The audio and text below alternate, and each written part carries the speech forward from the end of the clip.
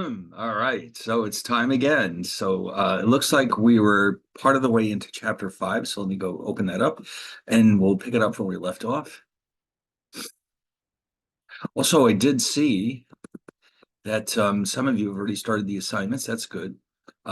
I did remember add extra time for these because, we didn't really get started until Wednesday night. I mean, at least with the mind taps. So I pushed the dates on those up to Friday, and then the rest were originally due Sunday, so I left those there.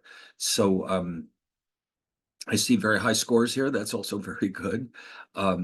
Nobody's had any issues, it looks like.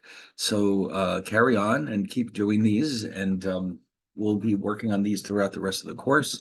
And then at some point we'll have an exam, but it'll also be online, of course. So let's get back to the notes. Let's see. Quick question, if you don't mind. Yes, go ahead. The exam, is it going to be cumulative or just No, specific not to? well, actually, no. I shouldn't say that. I think it's supposed, no, I think what I decided to do is focus on the last two or three chapters, the chapters about derivatives. So I wrote it down here somewhere. The last three chapters I think are 13 and 14, or maybe it's 12, 13, and 14. So my plan was to only focus it on those last few chapters because the derivatives material is the most complicated in the whole course. So that way it will not be cumulative. It will just be based on the material at the very end of the course. Thank you so much. Okay, you're welcome. So anyway, yeah, that would have been a bit much, especially with 5 weeks. I mean, really, but it'll be challenging, but it won't be ridiculously time consuming. It'll be just like a normal. I mean, I don't know how long it'll take, but it shouldn't be too much more than a normal assignment. So all right. Anyway, let's get back to it. So chapter 5. Now, 5 is our somewhat more intense look at monetary policy, where we're looking more deeply into the different types of economic indicators that the Fed is following when they decide what to do about interest rates. Now, the Fed is in the news all the time. I mean, they, in fact, you know what I think? Let's do this. Let's see when they're meeting next. It would be fun if they're going to meet again during this course. They are. They are. All right.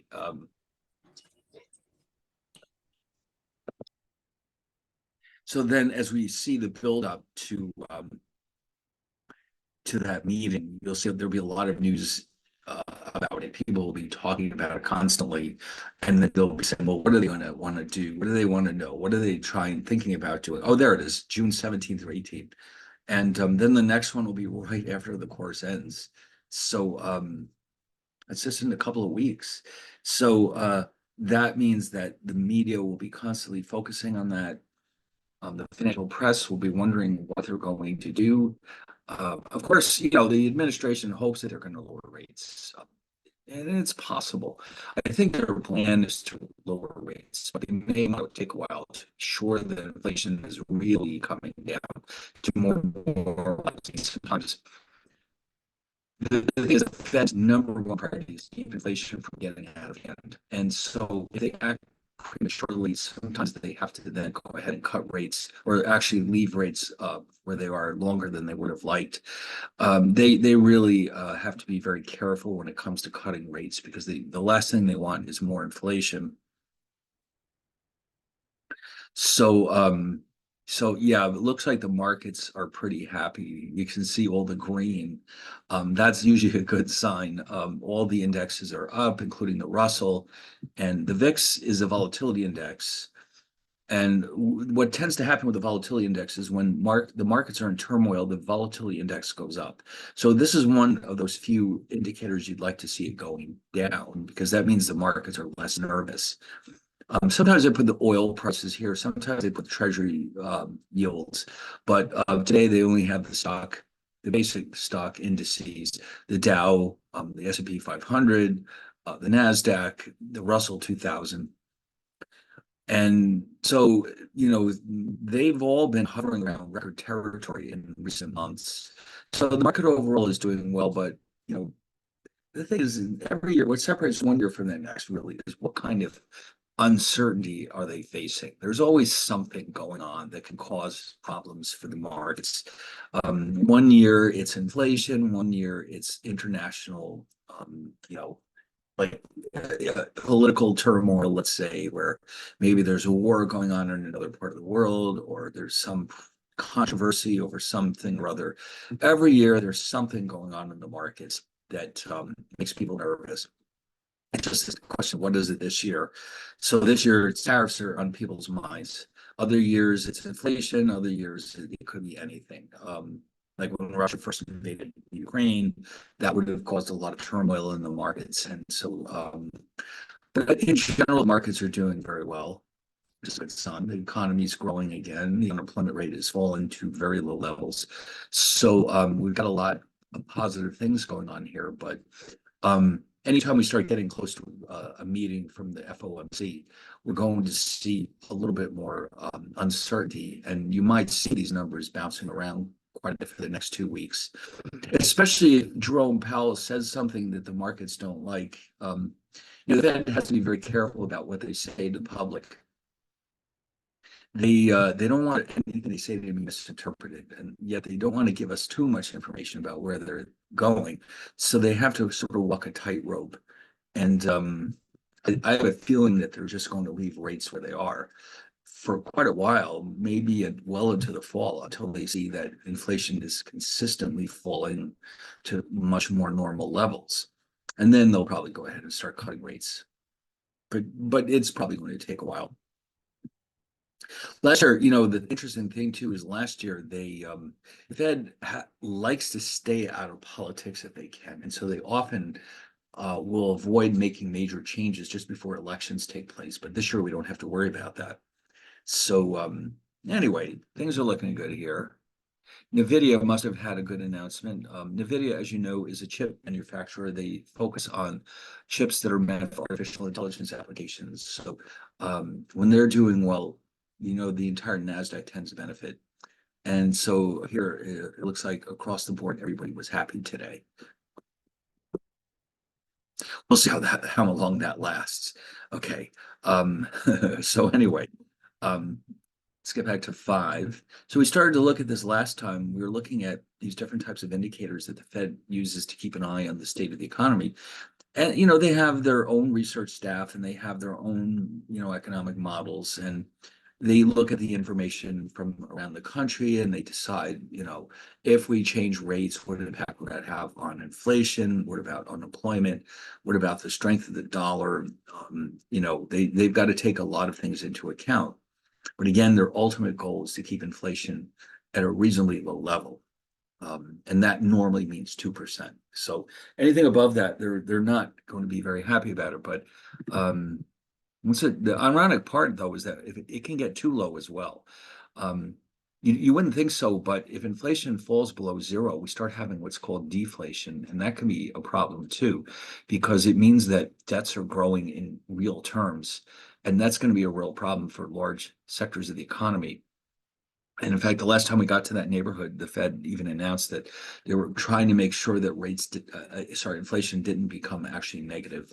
In Japan, that happens every so often. Their inflation has been so low for so long that every so often they have negative inflation. And the Central Bank of Japan tries to push it back up a bit to get out of that negative territory because it can take on a life of its own, as we saw during the Great Depression when we have deflation like that. So the Fed wants to keep inflation right around 2%. They feel that that's the amount that's consistent with a steadily growing economy, that anything less than that might be a problem. Anything more than that, of course, is a problem. So they look at these numbers.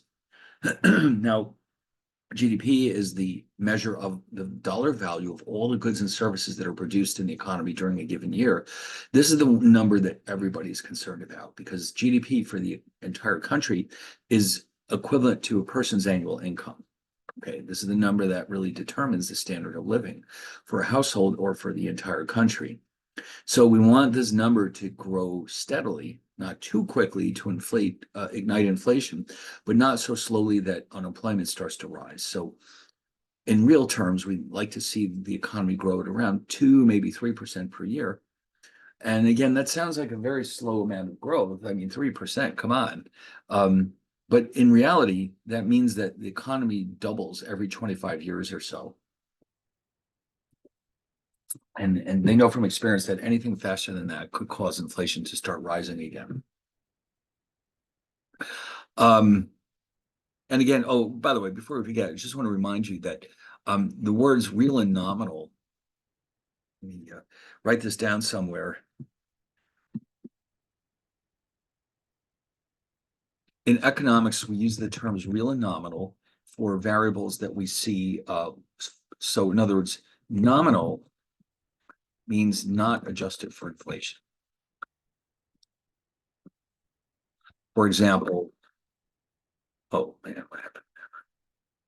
If your bank pays 3% on its savings deposits, which is probably a little high, then investors or savers are earning a 3% nominal rate of interest,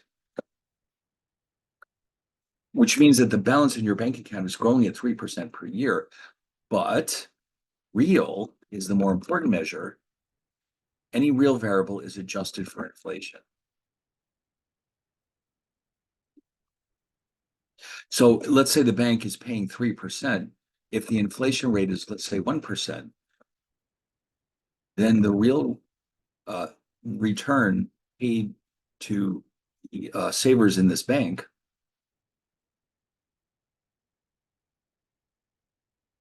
is approximately 3 minus 1 equals 2%. And this represents the increase in purchasing power. So in other words, in the first case, 3% means your balance is going up 3%. But if 1% is being wiped out by inflation, that means your purchasing power is growing by 2% per year in this case. And that's the number that really matters in the long run. I mean, not all prices rise at the same rate, but if you're starting to think about saving for your retirement, it's the real rate of return that really matters. That's what's going to determine how much you can actually buy when you do decide to finally retire. So all variables in economics can be defined in terms of nominal and real terms, but certain ones are more commonly done this way. For example, when we're talking about GDP, real GDP growth refers to the increase in purchasing power by people in the US. And so this can be thought of as a measure of how your standards of living grow.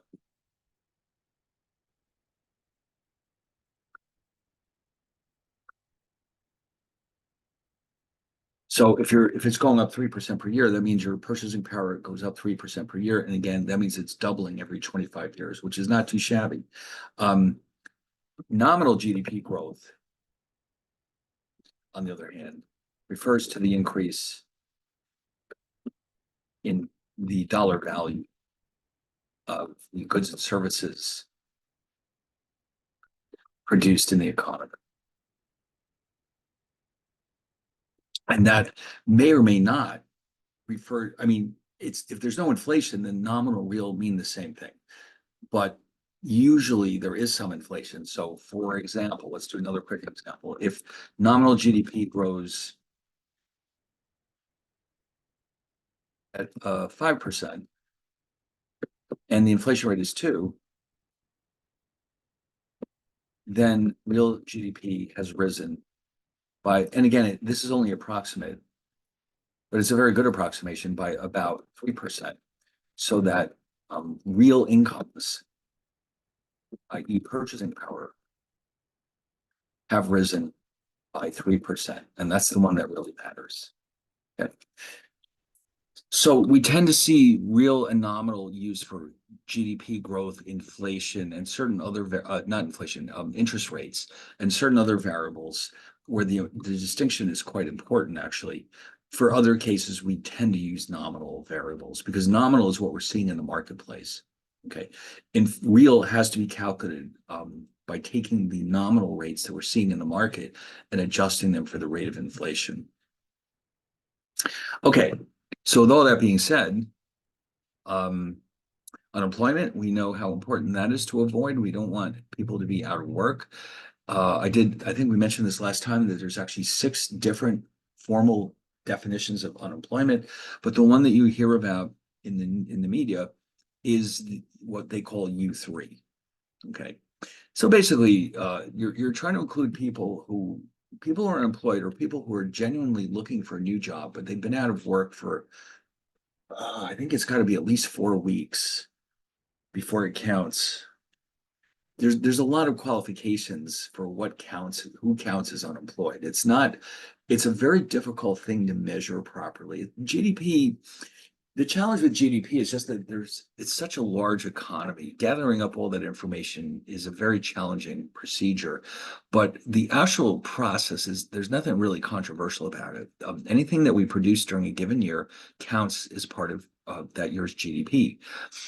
This one is different because the definitions can be a little vague, a little fuzzy. It's hard to be sure if somebody's really looking for another job or not. Um, it's just, or sometimes, do you count people who are working part-time as unemployed if they would like to be full-time? There's a lot of definitional problems with the unemployment rate. It's a very, it can be very controversial the way it's defined, let's say. But and it like misses people who give up and drop out of the workforce and that kind of thing. But this is the best we have at the moment. So at the moment, the unemployment rate, I looked this up, the unemployment rate, now these are the U1 through 6. So it looks like as of right now, roughly, this is U1, 2, 3. Here we go. It's the unemployment rate, according to this chart, is 3.9. Now, if you notice, this is another thing that economists do with variables. We have 2 types of variables. One is called seasonally adjusted, and the other one is non-seasonally adjusted. Some variables are heavily influenced by the time of the year. So I'll just mention that here, like unemployment, for example, a lot of jobs may materialize during Christmas season that you would not normally see during the rest of the year. So some variables are heavily influenced, or farming and employment would be another one. Some variables are heavily influenced by the season of the year, such as agricultural employment. Retail employment can also be heavily influenced. Retail sales, retail employment. So in order to try to adjust for that, they have their ways here. So some variables are computed as not seasonally adjusted, which means those are the actual numbers, and seasonally adjusted to take into account the fact that season can influence the value of this variable. Like retail sales are a perfect example of that. I mean, imagine if retail sales were the same in December or it were always as good as they are in December. That would be wonderful. But we know perfectly well that seasonal retail sales are heavily influenced by Christmas time. So the sales themselves are adjusted to make it clear that, like if sales go up, is it because it's Christmas or is it because the economy is doing better? We need to know. So we have to strip out the effect of the season to show the underlying trend in sales. And that way we have a better feeling for whether the economy is growing or not. Okay. So anyway, so yeah, you can see here they've got seasonally and not seasonally adjusted variables, and they'll be different depending on what time of the year it is. All right, well, obviously rising unemployment is a bad sign. If unemployment rises rapidly, that means the economy is probably contracting, GDP growth is shrinking, and that means it may be time for the Fed to step in and actually lower interest rates, because they don't want a lot of, sure they're worried about inflation, but they want to make sure unemployment doesn't get out of hand too. And we know that, there's some standards I think we mentioned this last time that traditionally, unemployment can never reach zero because there are different kinds of unemployment.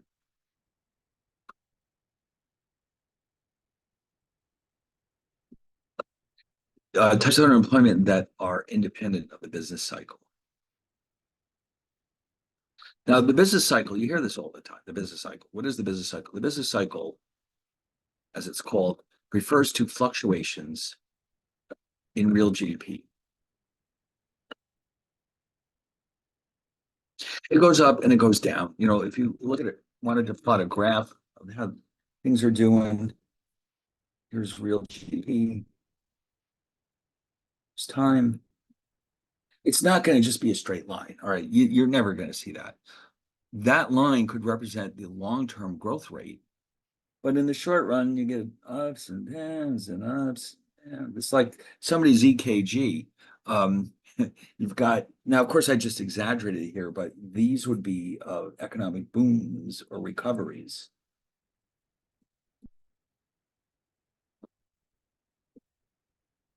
And then these would be recessions or in some cases depressions. So it goes up and down and up and down. But in general, there's a trend. You can see that this is the long-term growth. And this is what the Fed is hoping to keep at around 2 to 3% per year. Okay. So it's growing. That's the important thing. It's just that there's going to be periods where it's growing very rapidly, and there's periods where it's growing very slowly. So the point of monetary policy is to smooth out this business cycle. Instead of having this, maybe we could reduce the volatility a little bit to something more like this.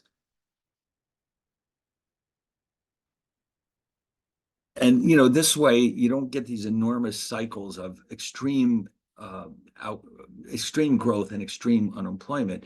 You want something a little bit more stable if you can manage it. So this is one of the reasons why monetary policy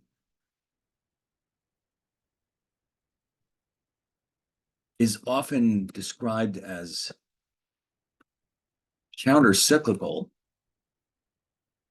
because it is trying to offset the extremes of the business cycle. In other words, extremely rapid growth,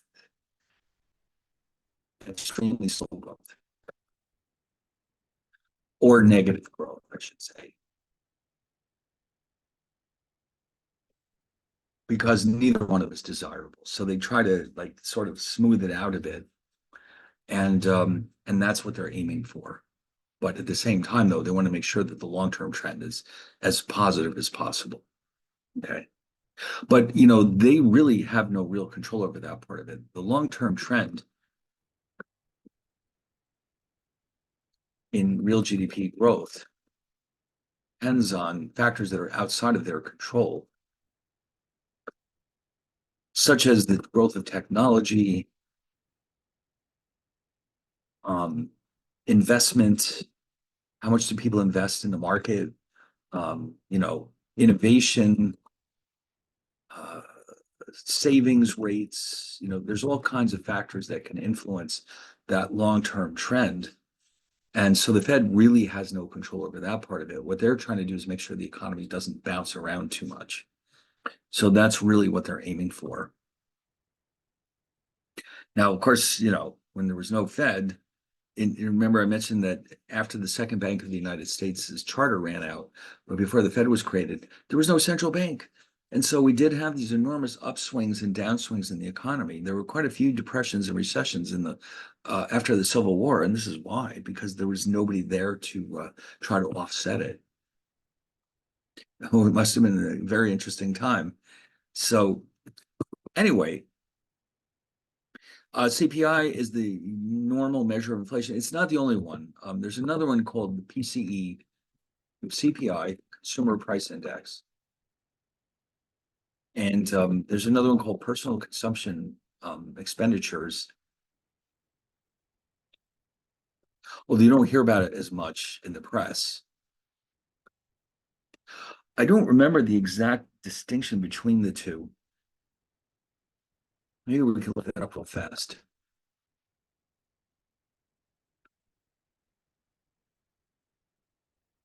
That handily has a very important article for us. So CPI is done by the Bureau of Labor Statistics. PCE is Bureau of Economic Analysis. The CPI definitely gets more press. It is used to adjust Social Security payments, and sometimes if you have like contracts, like union contracts where payments are tied to the rate of inflation, they're probably tied to the CPI because it's the more traditional measure. The Fed, oh, by the way, I don't know if you're aware of it or not, but the Treasury has securities called TIPS, Treasury Inflation Protected Securities, where what they will do is they'll say, listen, let's say the nominal coupon rate is 3%. The tips are designed to make sure that you are guaranteed a specific real rate of return. And so the way they do that is if, let's say, inflation goes up 2%, then they increase the value of your security by 2% so that you're actually getting the same percentage, but of a growing amount of principal. And that means you're still getting a real return, which is whatever they promised you in the first place. Now, the Fed likes the PCE, and you can see the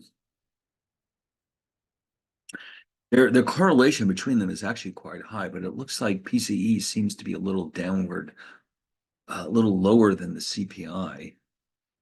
Now, both of these, now, interestingly enough, in both cases, we have something called a core CPI, which is strips out the effect of energy and food prices. And it would be the same for the CE. Why do they do that?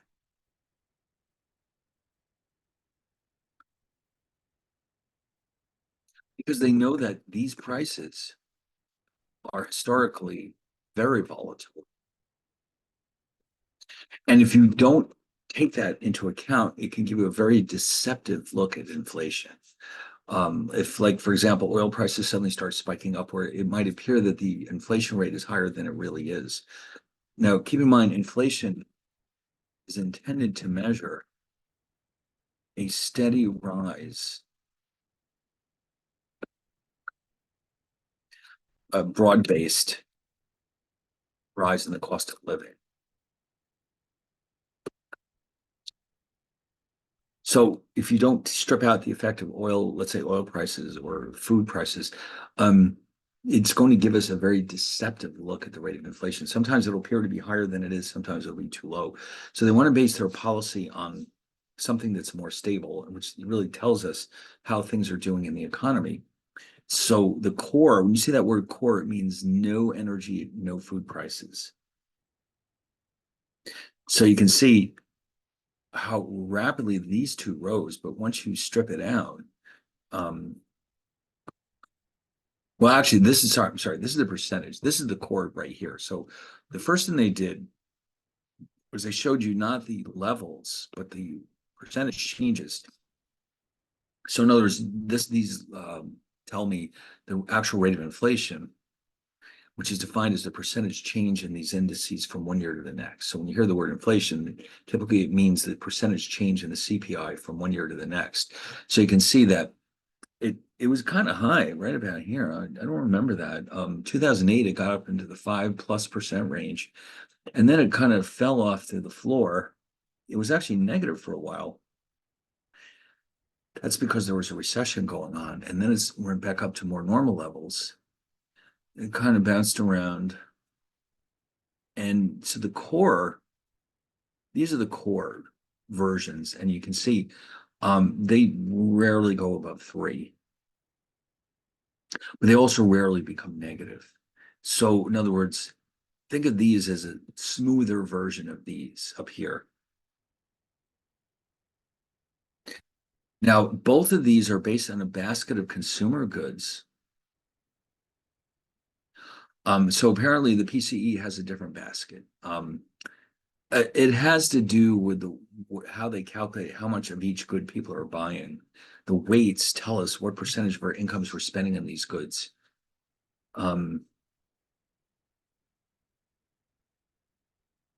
So yeah, this is just a general discussion about the differences between the two, but the Fed apparently is more convinced that the PCE is a more meaningful measure than the CPI. So this is what they're looking at when they make monetary policy. But yeah, the media doesn't seem to care about PCE. They don't mention it very often. But in fact, we could probably look it up on Fred.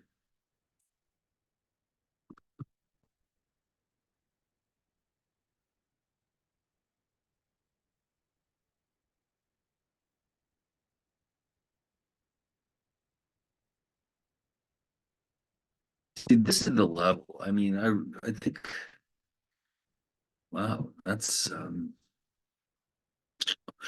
we really would rather have the percentage changes. I don't know if I can get that. Uh,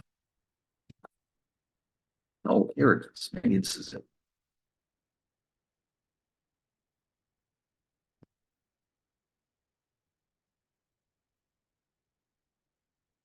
Yeah, but it still looks like it's a level. It's still an index. Yeah, I wanted to see the. All right. Well, we probably will have to go to the Bureau of Labor Statistics to get that one, or else, actually, in this case, the Bureau of Economic Analysis. But anyway, but you can see the two of them are very highly correlated with each other. It's just that each one is measuring a slightly different basket of goods. So that's where the difference comes from. All right, now producer price index, that's a little bit different because that refers to the cost of producing goods and services by businesses. It's used as seen as the leading economic indicator because when this goes up, usually that means that down the road consumer prices will go up as well because businesses have to pass their higher costs along to consumers. So when PPI starts going up more quickly than anyone expected, the markets tend to do very badly. Okay, people are getting concerned that the economy is going to run into a lot of inflation. It doesn't always work out that way, but it's seen as a very negative sign. Um, so yeah, there it is. There's the PCE wages, gold. Well, gold, I'm not sure how much help that is. Gold tends to fluctuate in the opposite direction from the economy. In other words, when things are going well, gold tends to fall and vice versa. So there's three basic types of indicators we can use. Leading means they tell us what we expect to see happening in the future. Coincident means they're telling us what's happening in the markets right now, and lagging means they're telling us after the fact what's happening and what was happening in the market. So the Conference Board, let's go look at their website real fast, is responsible for this one.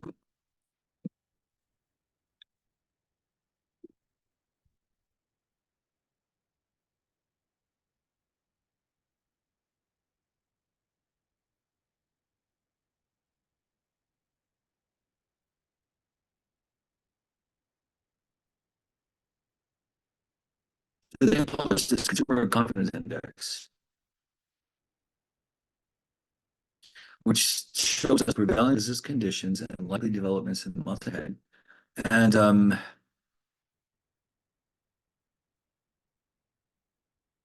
yeah, so we remember we mentioned this once before.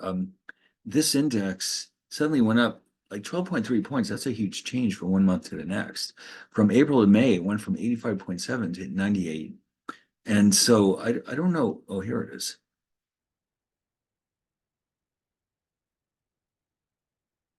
You can see though that in general, 100 is pretty good. But we've had these periods where it was above 100. In fact, it's been almost at 140. But wow, look at this. It's been down in the 20s. This is during the housing crisis. No wonder everyone was so nervous. Um, and so, we can think of this as a look ahead to where people expect the economy to be in the future. And so when you see consumer confidence jumping up like this, that's a good sign. It means people are optimistic. They're probably going to spend more money. They're going to buy more goods and services. They borrow more money. And so that's a good sign for the stock market. And I guess if you wanted to, you could calculate the correlation between this and one of the indices like the Dow or the Standard and Poor's and see how closely they follow each other. But this is taken very, very seriously in the marketplace. The conference board, it's one of these organizations that people can have, they believe in what the data is telling them. Um, so, so they've got a list of the leading indicators here.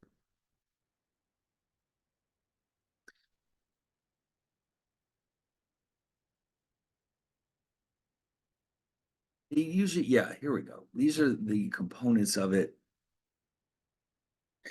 They have, what do they have in here? They've got the stock market, the S&P 500, the interest, the spread between the 10-year Treasury bond yield and the Fed funds rate, new orders, building permits, weekly hours in manufacturing, et cetera, unemployment. So these are what they define as leading economic indicators, and they lump them together into a single index. And these are the numbers that they use to forecast what's likely to happen in the future. They have coincident indicators somewhere in here. Oh, here we go. So here's leading. It went down a little bit in April. Coincident stayed about the same. Lagging is about the same.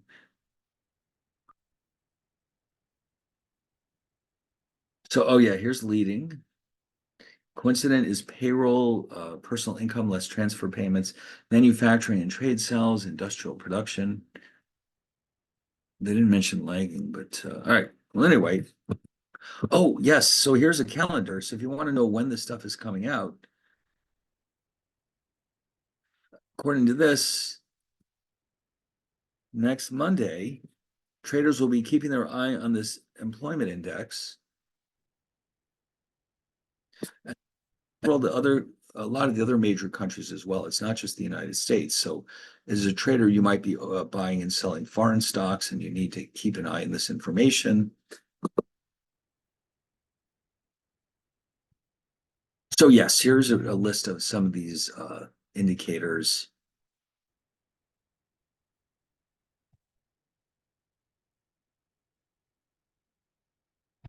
All right. Now, monetary policy. Yes. So the Fed has different ways of carrying out monetary policy, but this is the most important way, these so-called open market operations. Okay, now here's what they're doing. They're going into the banking system.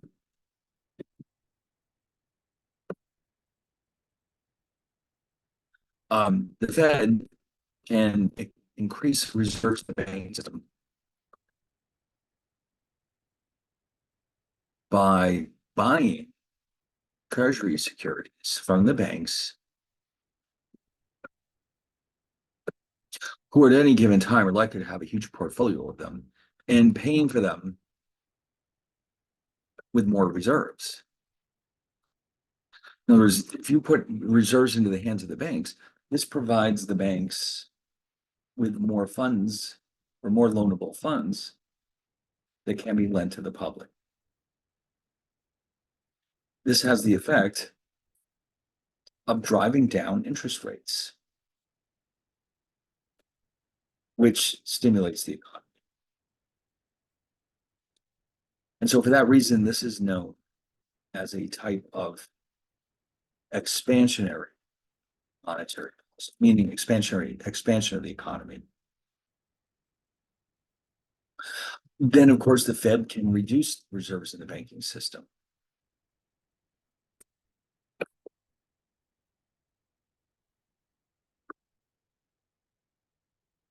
By selling treasury securities, the Fed has a huge portfolio of treasuries of their own to the banks. And debiting their reserve accounts, so that there are fewer reserves in the banking system.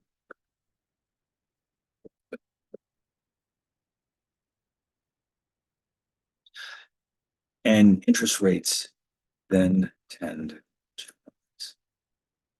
Okay, Specifically, the federal funds rate is what it's immediately impacted. And by the way, the second one is, of course, known as contractionary monetary policy, because the design is here to slow the economy so that inflation doesn't get out of hand.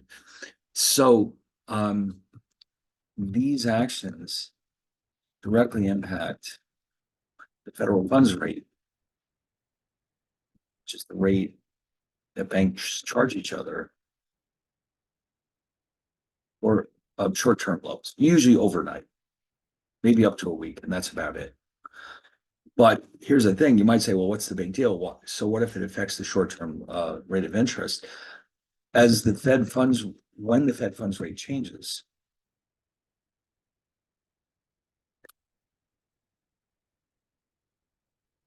it has an impact all interest rates in the economy. They're very highly correlated with each other. So in other words, if the Fed funds rate starts creeping up, eventually the banks will start raising the interest rate on their credit cards, let's say, or in their car loans and that type of thing. So in other words, they're all these different interest rates in the economy are very highly correlated with each other. So even like an overnight rate like the Fed funds rate can have a huge impact on the rest of the market. So the Fed is in there, they're basically adjusting conditions in the market so that the Fed funds rate stays more or less where they want it to stay. So the Fed does not directly determine the federal funds rate, but it sets a target. And if the rate drifts away from the target, the Fed engages in open market operations to move it back to its target level. All right. So the Fed looks in the Wall Street Journal and they say, wait, the Fed funds rate is higher than we want it. They can step in and they can reduce reserves in the banking, they can add reserves to the banking system and vice versa. Okay. So they're basically nudging it in the right direction. Okay. Now, when they get together and meet, when the FOMC gets together,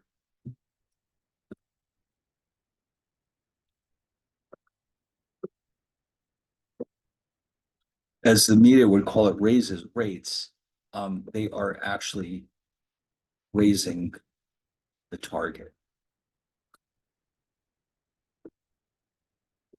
That's all they're doing. They're raising the target. Okay. If the FOMC lowers rates, they're actually lowering the federal funds rate target. That's it. That's all they're doing. Okay, so in other words, they don't actually set rates in the sense, I mean, it sounds, the media makes it sound like they're flipping a switch and rates suddenly magically go up. No, they're changing the target and then the rates follow whatever the Fed has done. Now, here is a graph that illustrates this. If the Fed does, in fact, go into the banking system and buys up treasury securities from the banks, that increases the supply of loanable funds. And of course, as we would expect from previous chapters, the low rate of interest goes down and the quantity of funds being lent out goes up because the demand hasn't changed. It's the supply that suddenly increased. Okay. So the supply, remember, when the curve goes to the right, it's increasing. When the curve goes to the left, it's decreasing. So more funds means supply goes to the right, the interest rate goes down, and everybody's happy, I guess. But if this continues, eventually it'll start to raise inflation.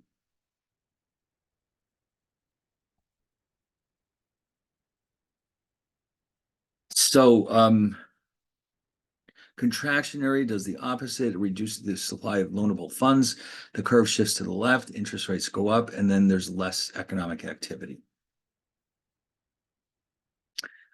All right, now unemployment and inflation. Now, historically, this has always been a point of contention. In the early days of not the early days, but during the Depression, there's a very famous economist named John Maynard Keynes.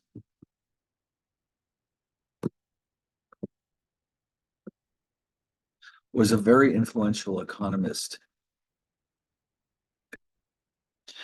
Um, let's say in the 1930s through the 50s.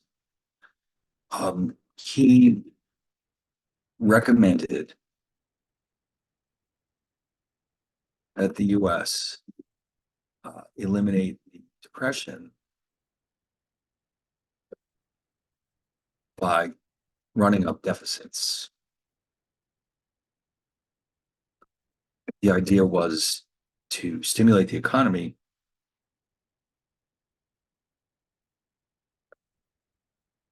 even at the price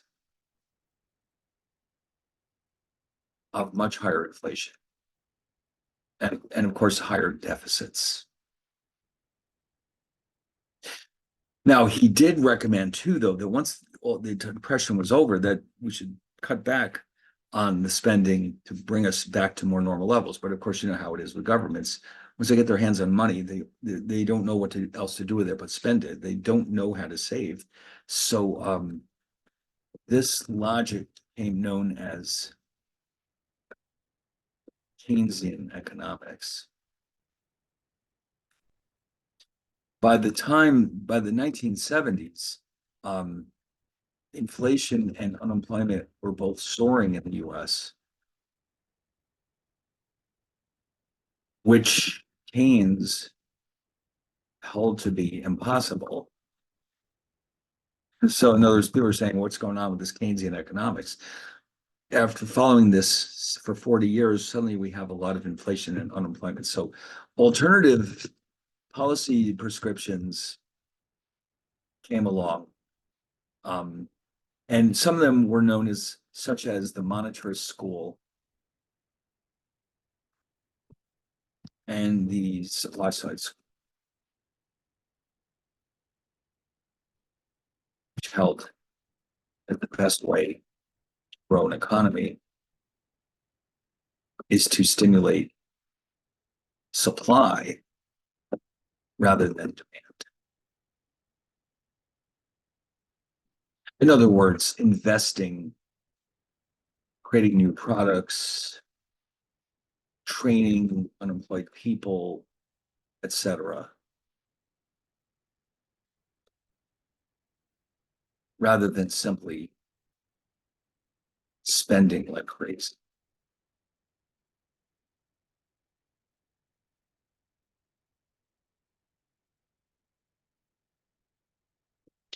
And so now we're getting into the period of Ronald Reagan, and that period where he made it clear that he no longer believed in Keynes, that we need to do something different. And so by the time his term was up, the economy was growing very rapidly and the unemployment rate was quite low. So the outlook, the Keynesian idea held for about 30, 40 years until inflation got really out of hand, unemployment, the whole nine yards.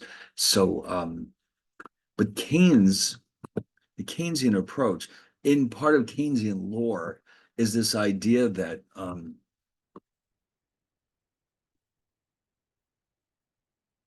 there is a direct trade-off between inflation and unemployment.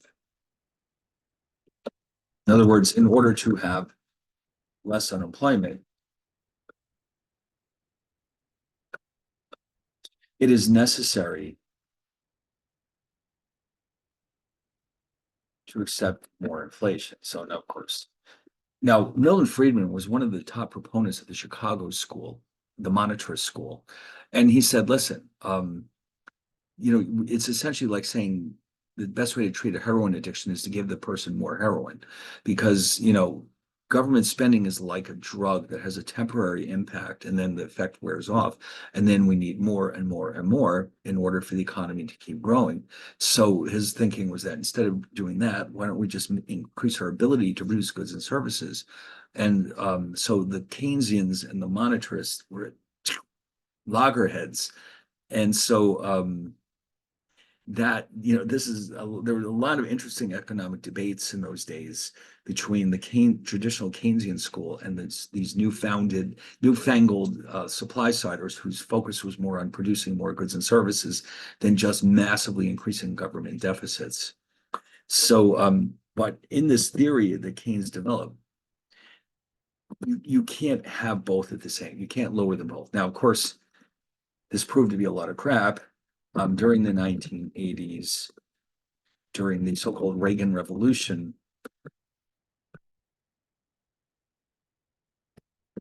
both unemployment and inflation did fall.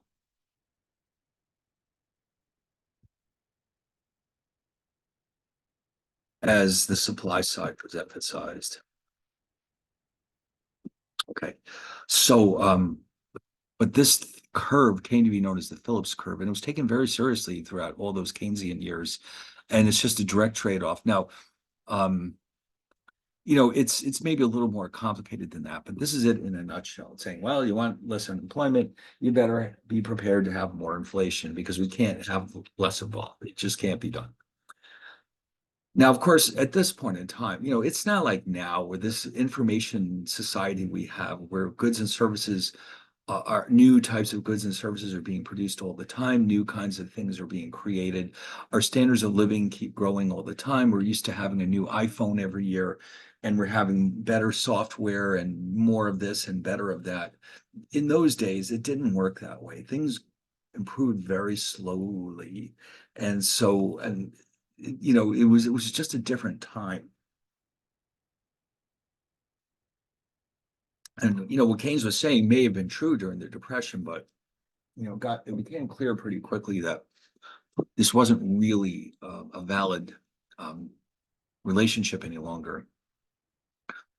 So anyway, by the way, I do want to mention here, we've been talking about monetary policy. Fiscal policy is the side that's under the control of Congress and the president. That refers to spending and taxes.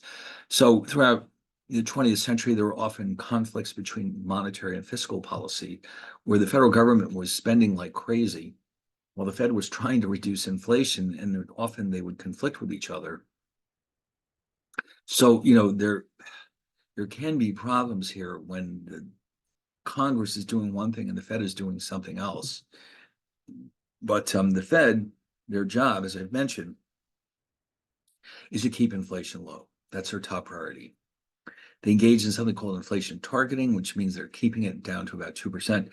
Now, if you look at the central banks throughout the world, what's interesting is that studies have been done that show one of the reasons why the Fed has been so successful is because it is pretty much insulated from political pressures. In other words,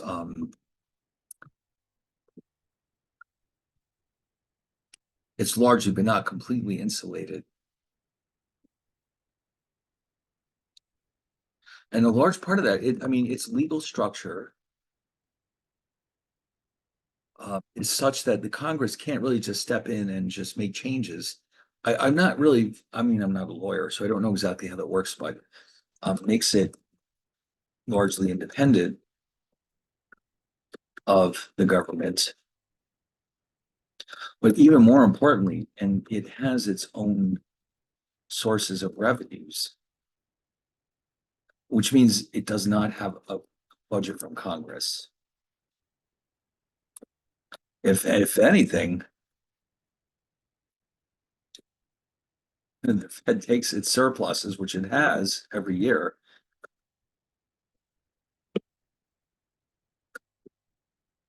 to help reduce the federal deficit. So the Congress one day said, to Jerome Powell, listen, Jerome, we don't like what you're doing.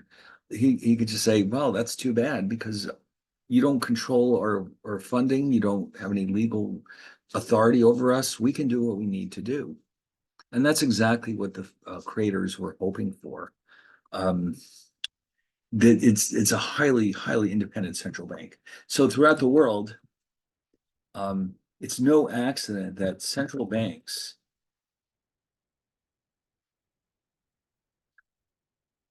the countries with the most independent central banks,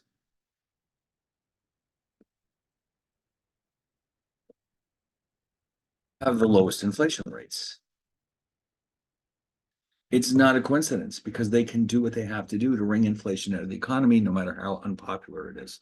They're not running for office. They don't care what politicians think. They do what they have to do. Okay. So anyway, so the Fed is a top inflation fighter. All right. So now that was it for 5, by the way. Let's see what 6 is all about.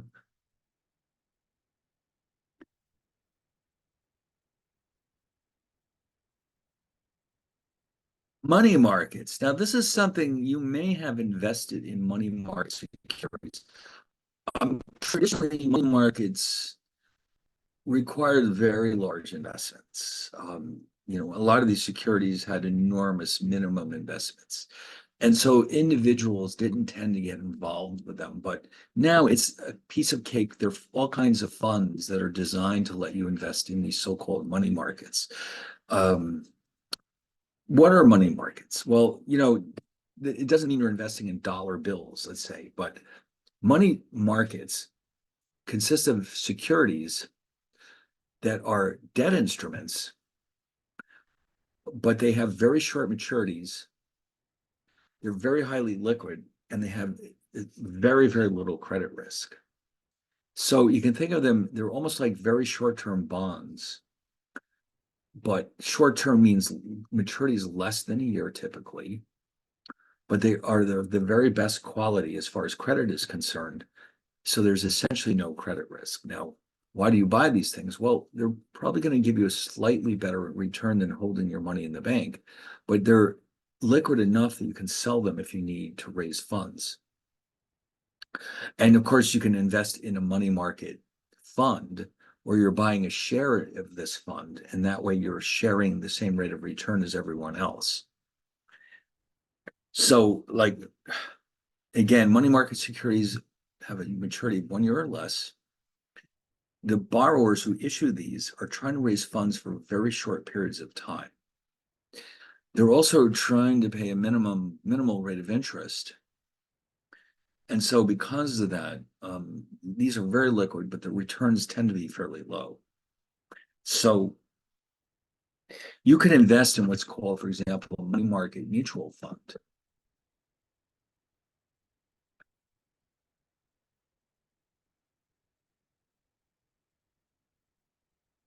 So all these different financial institutions offer them. Let's see what Forbes has to say.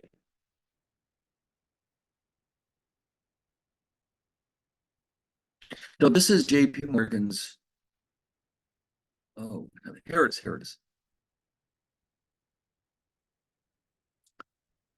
So the minimum is 0. Well, that's nice. The fees would tend to be very low here. This one, Fidelity is charging 0.42%. And at the moment, this fund is paying about 4.53%, which I said you're not going to see that in a bank account.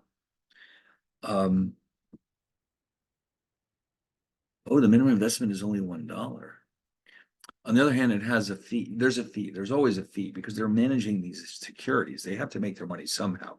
So you got to realize that some of that return is going to be siphoned off by these expenses. But still,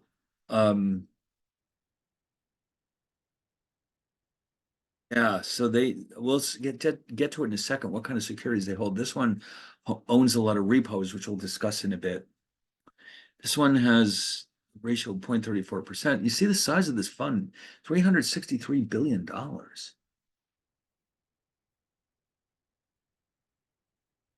Wow. Repos, they all love these repos. T. Rowe Price. The other thing too is that the actual securities that are in this fund, if you went to try to buy one directly, it probably would require an investment of hundreds of thousands of dollars, even millions. This way, you can put as much money as you want. You're just buying a tiny little share,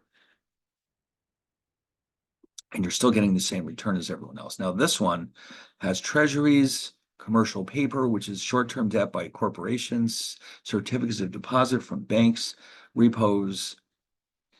Half the bonds are rated AAA, which means that unless JP Morgan goes out of business, you've got nothing to worry about. And by the way, what's interesting is that the treasuries that are in this fund are guaranteed by the government. So even if JP Morgan goes out of business, you'll still get that back. You got Vanguard here.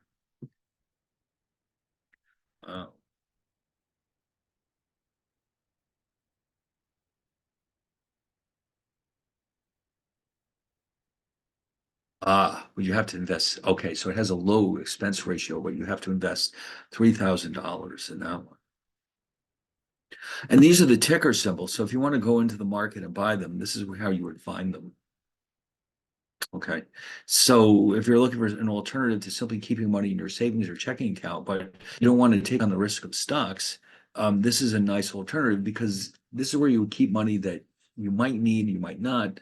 Um, let's say, you've got all this money and you're thinking about starting a new business. You might want to keep it here while you're waiting to decide what to do. Money market mutual funds invest typically in either government, prime, or municipal funds. So a savings account is the most liquid. And also FDIC insures them up to $250,000. Money markets,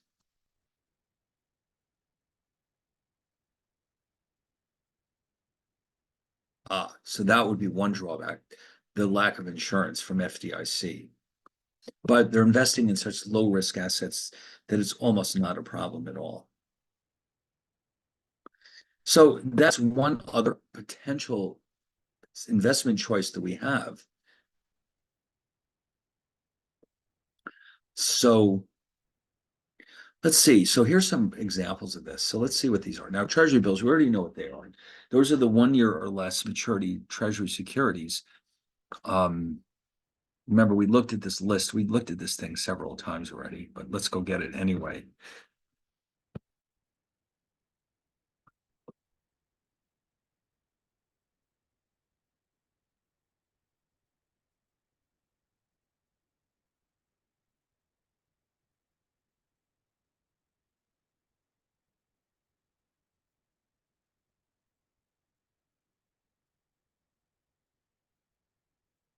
So like that means these are all treasury bills. Okay. Anything up to 1 year is a treasury bill. That means they're sold at a discount from the face value. So like this 4.12 means you're paying a discounted price, and that gives you a return of 4.12%. This range 2 to 10, these are the notes. These do pay coupons twice a year. And then these are bonds. They also pay coupons twice a year. Okay. So treasury bills are completely safe. They're guaranteed by the US government. These others are very, very safe. They're just not 100% guaranteed. It's very close, but it's not quite there.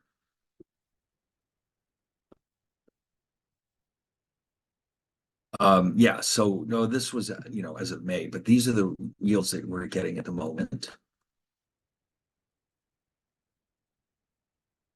They're sold, as we mentioned, they're sold at a discount from their face value. And so what you're earning is not a coupon rate or payment, but you're getting a capital gain.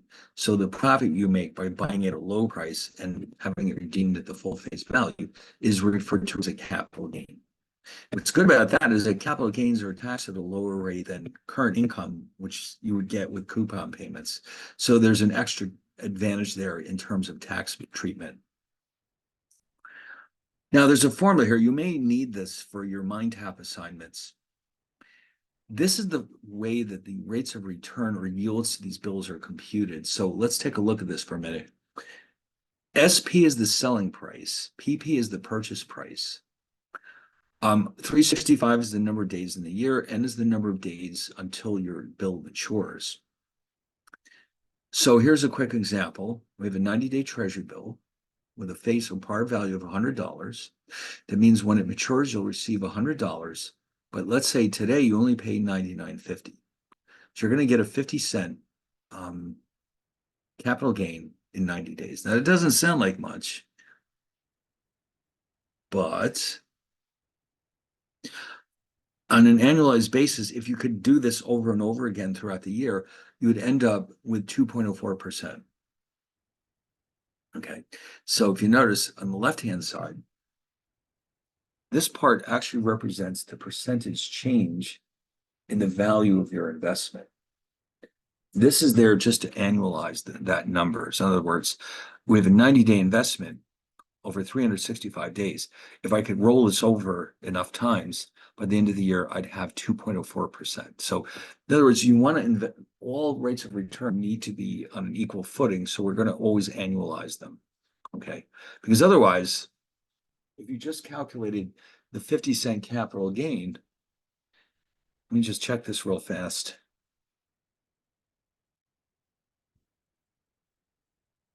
Yeah, that's like 0.5%. So that it's hard to tell if that's good or bad, but when you realize that that only happened over 90 days, that works out over a full year to about 2.4%. Okay, so that's how you decide whether it makes sense or not by comparing that to, let's say, what you might get in a savings account or with some other equally risky security. Now, as far as figuring out the price at which um, the discount rate basically is telling you what percentage is the face value, I'm sorry, the price below the par or face value. So let me just mention this in here. For any debt instrument, the par or face value is the value at which the instrument will be redeemed at maturity.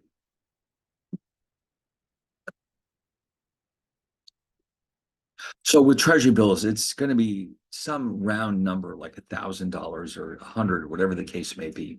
So for example, if a treasury bill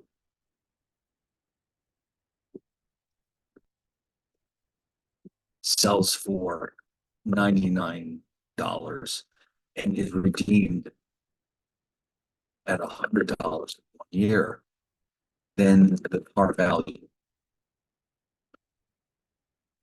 is 100. That's what it means. At the end of the year, that's how much you're getting back. So what they're showing us here, PP is the price, purchase price, sorry. Now this it kind of assumes that you're now, by the way, if you notice something, here's one of the wacky things about some of these securities.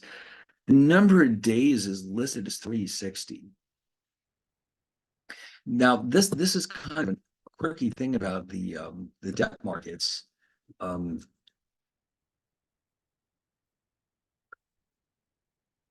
There are several conventions for determining the amount of interest that's being paid, known as day count conventions. So you might see, for example, something like this. This means that each month is treated as 30 days. A year is treated as 365 days. So you're probably thinking, well, all right, well, that sounds interesting. How about, actually, this should be a slash. So, I mean, in this market, this means that each month is treated as 30 days. A year is treated as 360 days. Then you can have something like this. The month is treated as having actual number of days, while a year is treated as 365 days, obviously. And then you can have actual, so that way it allows for the possibility of a leap year, for example. I think that, and then you've got these other ones that are sort of related to these, which determine what to do about holidays. Like what if the next payment is due on a Monday, which is a holiday? What do you do now? So there's conventions for that too.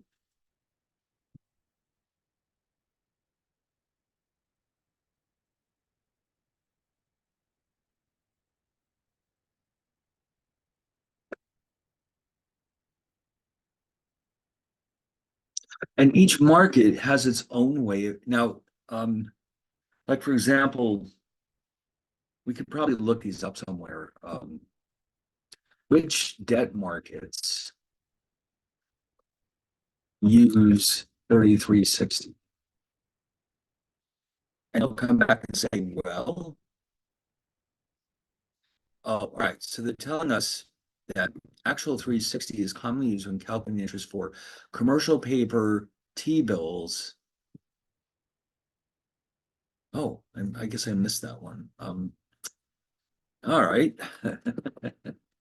I, all right.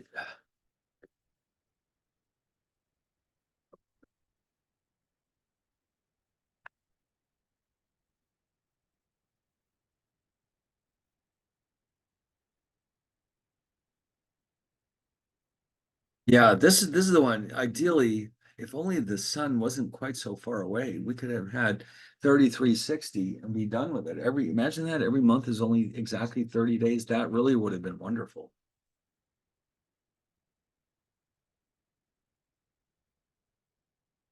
The French tried that during the French Revolution. They created their own calendar and their own system of time and dates, which involved the number 10. So I don't remember all the details, but they had 10 months. Um, God, I don't even remember how it worked anymore, but they decided to start their own system of counting days and time. And like there was supposed to be 10 hours in a day and all this wacky stuff based on the number 10. It didn't survive past Napoleon's time. But you might hear some of these names, like one of the months was called Thermidor. So if you've had lobster Thermidor, that's where the name comes from that French Revolutionary calendar. It's just looks up real fast.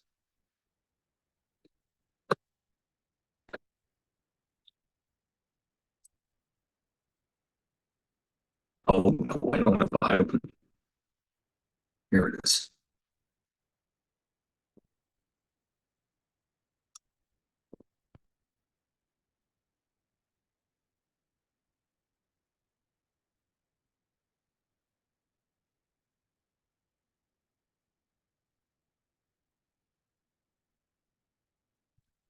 Yeah, there it is, Thermidor. Starting in July 1920, uh, it was the 11th month in the French Republican calendar, derived from the Greek word for heat. You got all you see all these wacky oh my God. So Fructidor, Messidor. I don't know how the lobster thermidor came to be associated with the French Revolution, but it did.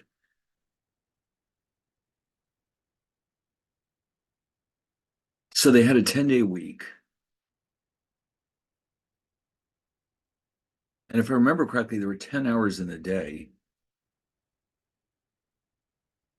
Boy, that must have been confusing. Can you imagine? Especially when you're trying to do trade with other countries that have the normal Gregorian calendar, which is what we're on, by the way. Um, but if they tried it, they did what they could. But remember, the French invented the metric system, so tens. They love tens, and so yeah, that was a wacky period in history. Let me tell you. But all right, anyway, so in the different debt markets, like euro dollar deposits follow 3360, for example. Different treasury securities, depending on their maturity, will follow some. In fact, if you know what's interesting, if you look at Microsoft Excel, it allows for all of these. It has them built into it, depending on which ones you need. But anyway,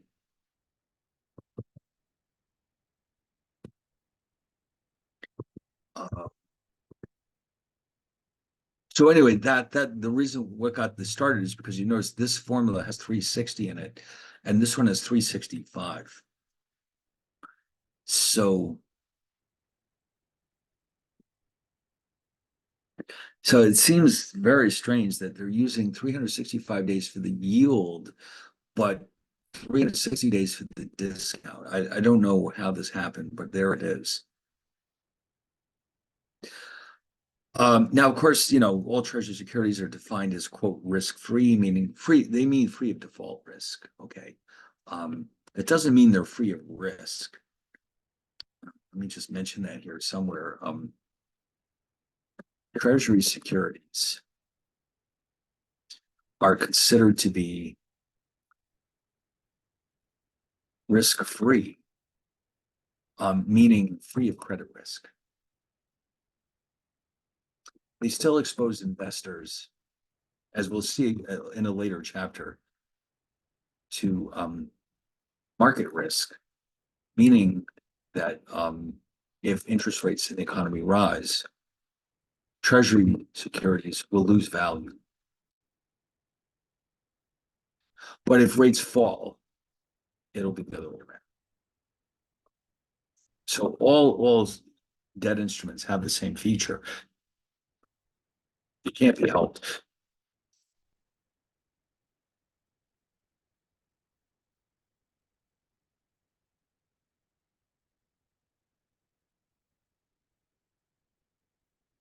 That's better. Okay. But yeah, so when you see those words default risk, free of risk, risk-free, they mean, credit risk. Also, the income from treasury bills is not subject to state or local tax. They don't have the constitutional authority to tax the debts of the federal government. Now, treasury bills are auctioned off every week by the US government. So they say, here, we've got more treasuries, who wants them? The main government bond dealers are involved in these auctions. These are the big financial institutions that are defined as bond dealers. They have the right to buy these securities directly from the government, and then they turn around and sell them to their own customers. And so they bid on them. They bid a price, and the price that they bid depends on who wins the auction, but it also determines the yields on these securities. Okay, so we could probably look up a list of the primary government bond dealers.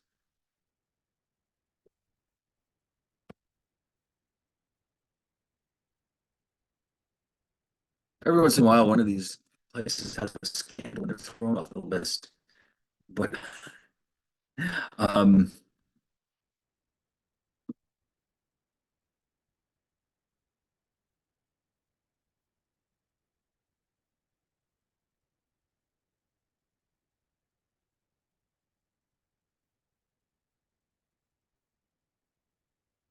sending us to New York for this. So these are the big boys, like let's see, Citigroup, Deutsche Bank, Goldman Sachs, JP Morgan, you get the picture. These are the ones who have the ability to buy and sell directly from the government. And then they'll turn around and sell these back to their own customers at a small profit. All right. Now, commercial paper is issued by corporations. It's often used as an alternative to borrowing directly from banks. So especially for banks that have very high credit ratings, because you're essentially saying to the public, listen, we need money for short periods of time. Like these usually have maturities of 270 days or less. So if they need to, let's say, build up their inventories, or maybe there's something they need to be done quickly, like, I don't know, fix the roof on their building or something. For short-term investment needs, they can turn to this market and issue commercial paper which is a debt instrument, just like a treasury security, sold at a discount. And the maturities are typically at 270 days or less for legal reasons. The yield will depend on the credit rating of the corporation, of course. These are very popular securities. It's a quick and easy way for them to raise money. It could save them money compared to going to a bank. And it's popular with investors because they know that these are very, very safe. And they can usually provide a somewhat higher return than they might get with, let's say, a bank account. So it's a large. Now, here's the thing, though. You don't buy commercial paper directly. This is a classic example of what I mean by money market securities. The minimum investment is $100,000. So what happens is Vanguard buys a bunch of this stuff and they put together a fund, and then you and I can buy into that fund offered by Vanguard. So yeah, earlier on we had a bunch of, here it is. Well, let's say Fidelity. SPRXX. We can find out right now what is the minimum price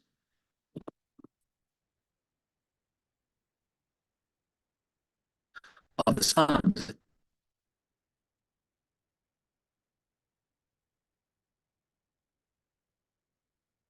It's a money market fund.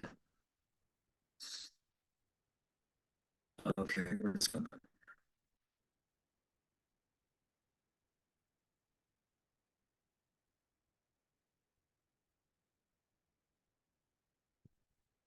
if you look at this 4.12% on an annual basis, oh, for some reason they're not funding it.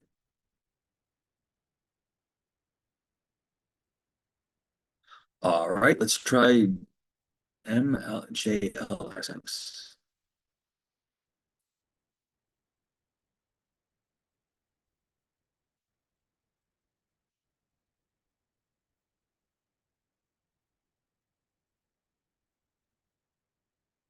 All right, I guess maybe we can find this later, but um, the minimum investments, I think we could find out what is the minimum investment, for example. Here's Vanguard. There's an actual link here. Oh, that's right. This one is the one that has a $3,000 investment. These other ones, minimum investment is essentially zero, $1. Oh my God. So anyone can buy with these. Man. All right. Well, anyway, as opposed to 100,000. So in other words, the size of this fund must be unbelievably large. So you and I are being allowed to buy into it. We're buying a tiny little piece of it. We will get the same rate of return. So it's very democratic. So for 70 days is usually the limit. For whatever reason, the SEC has decided that that's the longest that you can allow it to go and still be relatively safe.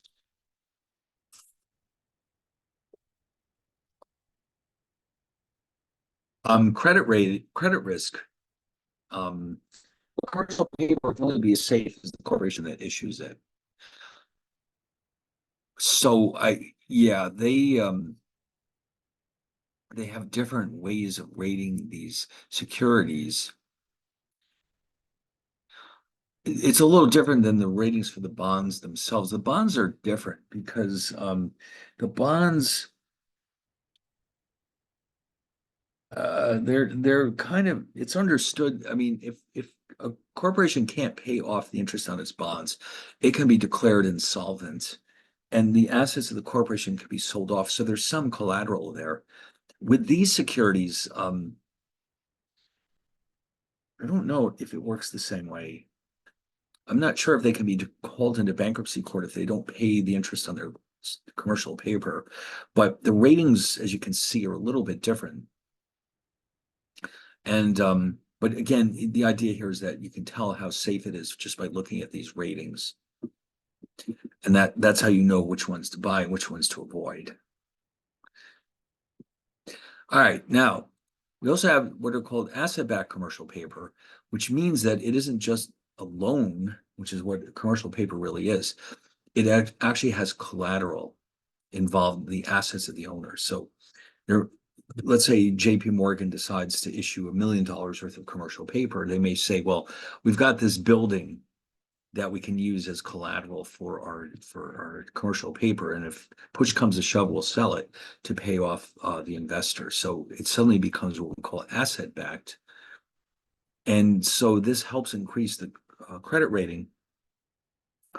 But, like for the better corporations, it shouldn't be necessary. It's like, like a JP Morgan shouldn't feel the need to have collateral for their commercial paper because the risk is so low, but it can be done. And then, like I said before, like with treasury bills, it's sold at a discount from face value. So you're earning capital gains rather than actual interest payments. Now, look, there's a formula for this, of course. And you notice how commercial paper is in an actual 360 market. That's, you can tell because of that N there. N is the number of days until that the commercial paper is held. So this is actual 360. SP is the selling price, like before. PP is the purchasing price. So let's say that an investor pays $966,000 for 30-day commercial paper. The par value is $1 million. That's what it will be worth at maturity. If we do actually hold it to maturity, what is our yield? Well, in the numerator, you can see that we made a $4,000 capital gain. In the denominator, that was based on an investment of $996,000. Now, that number by itself is the actual return. But in order to annualize this number, we multiply it by 360 over 90, and we end up with 1.6%. Okay, so that's what that last number is there for, to annualize it, because otherwise you can't directly compare the returns to this commercial paper to other types of investment in the marketplace.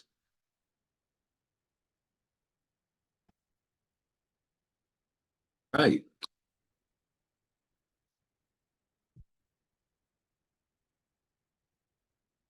Now, CDs. Now, not everybody's familiar with them. A CD, if you go to the bank,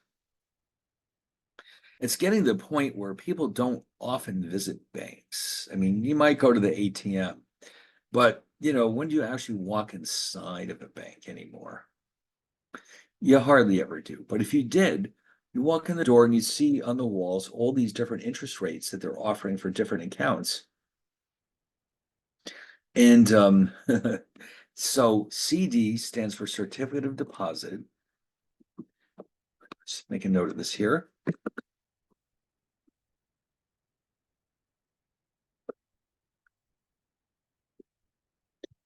Basically, this is a savings account where the investor must leave funds in the account for a specified length of time, which could be, let's say, 1 year or 2 years or 5 years. So why in the world would anybody want to lock their money in for such a long period of time? The benefit is that these pay more interest than traditional savings accounts. So in other words, if you have money that you're sure that you won't need for a few years, it's money you're saving for your retirement, you might consider putting it in here rather than simply leaving it in the bank. Now, on the other hand, why are the banks willing to do this? The banks benefit from this because they can lock in longer term loans, customers that will typically have a higher rate of interest than shorter terms.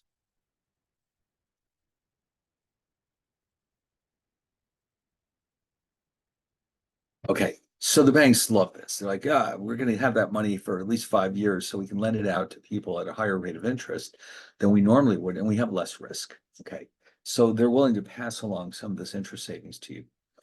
But you do have to keep the money there for that length of time. Now, having said that, the banks can bundle these together and sell them to investors if they need to raise funds in a hurry.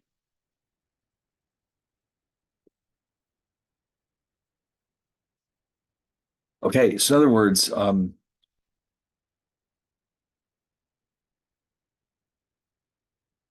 negotiable means that they can be bought and sold by investors. Okay, and again, the amounts are usually very, very large. So that's why they're normally scooped up by money market funds and sold to investors as part of that package. You don't normally see individuals buying individual CDs like this. It's a lot of money.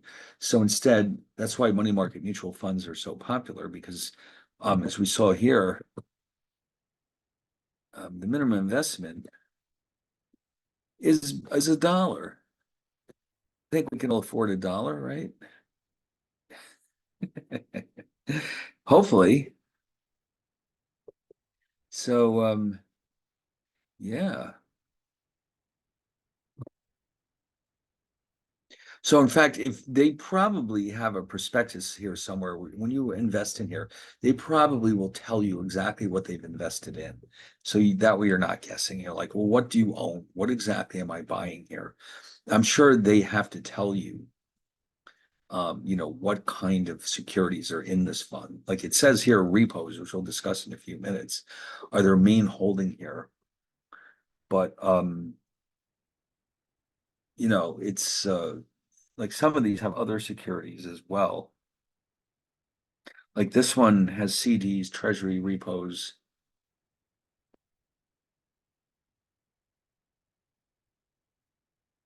So, I mean, it mentions it here. A repo is overnight loans to the Fed backed by treasuries. Although it doesn't have to be the Fed. These would work between commercial banks. In fact, why don't we just briefly mention this since it keeps coming up over and over again? A repo, repurchase agreement, is a collateralized loan, overnight loan, usually backed by treasury securities. So here's how it would work. Let's say we have Bank A needs to borrow $1 million for one day. Let's say there's a problem. They've got money coming in tomorrow, but they need it today, or that kind of thing. It has $1 million treasury bill in its portfolio.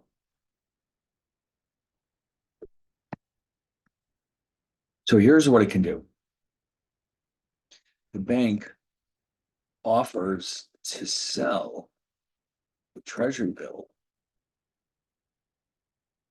to Bank B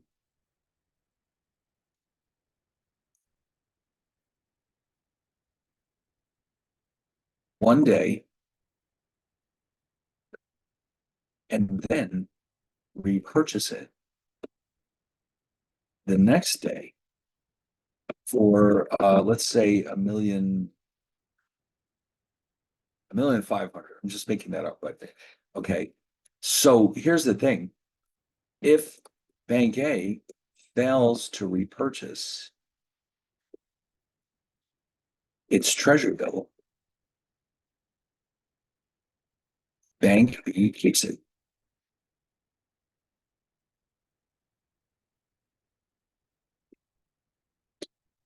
So this way, Bank A keeps the $1 million and Bank B keeps the treasury bill. So there isn't really any risk here because it's collateralized by a treasury bill.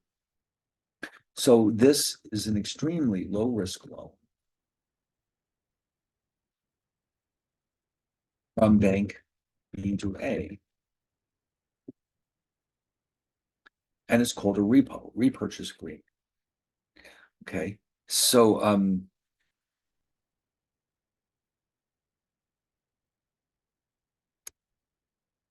these are considered to be money market instruments.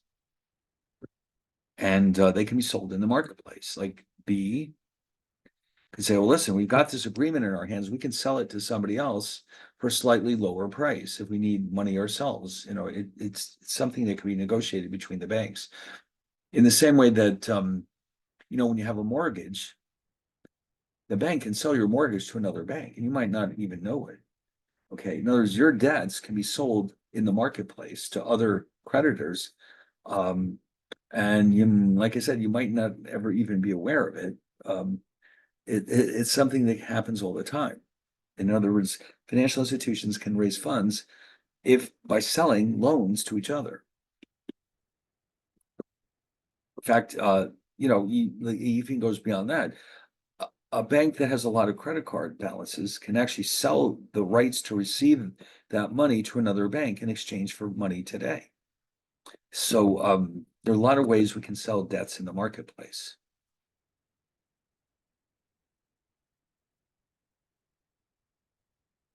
But oh, by the way, as far as CDs are concerned, the ones that can be negotiable, sold in the market are the very large ones.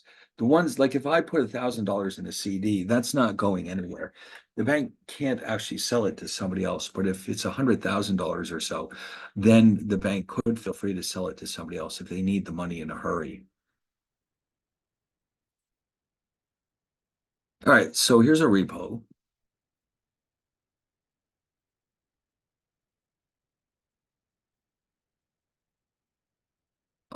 Repos are usually overnight, but they can go out further than that, but it's very unusual.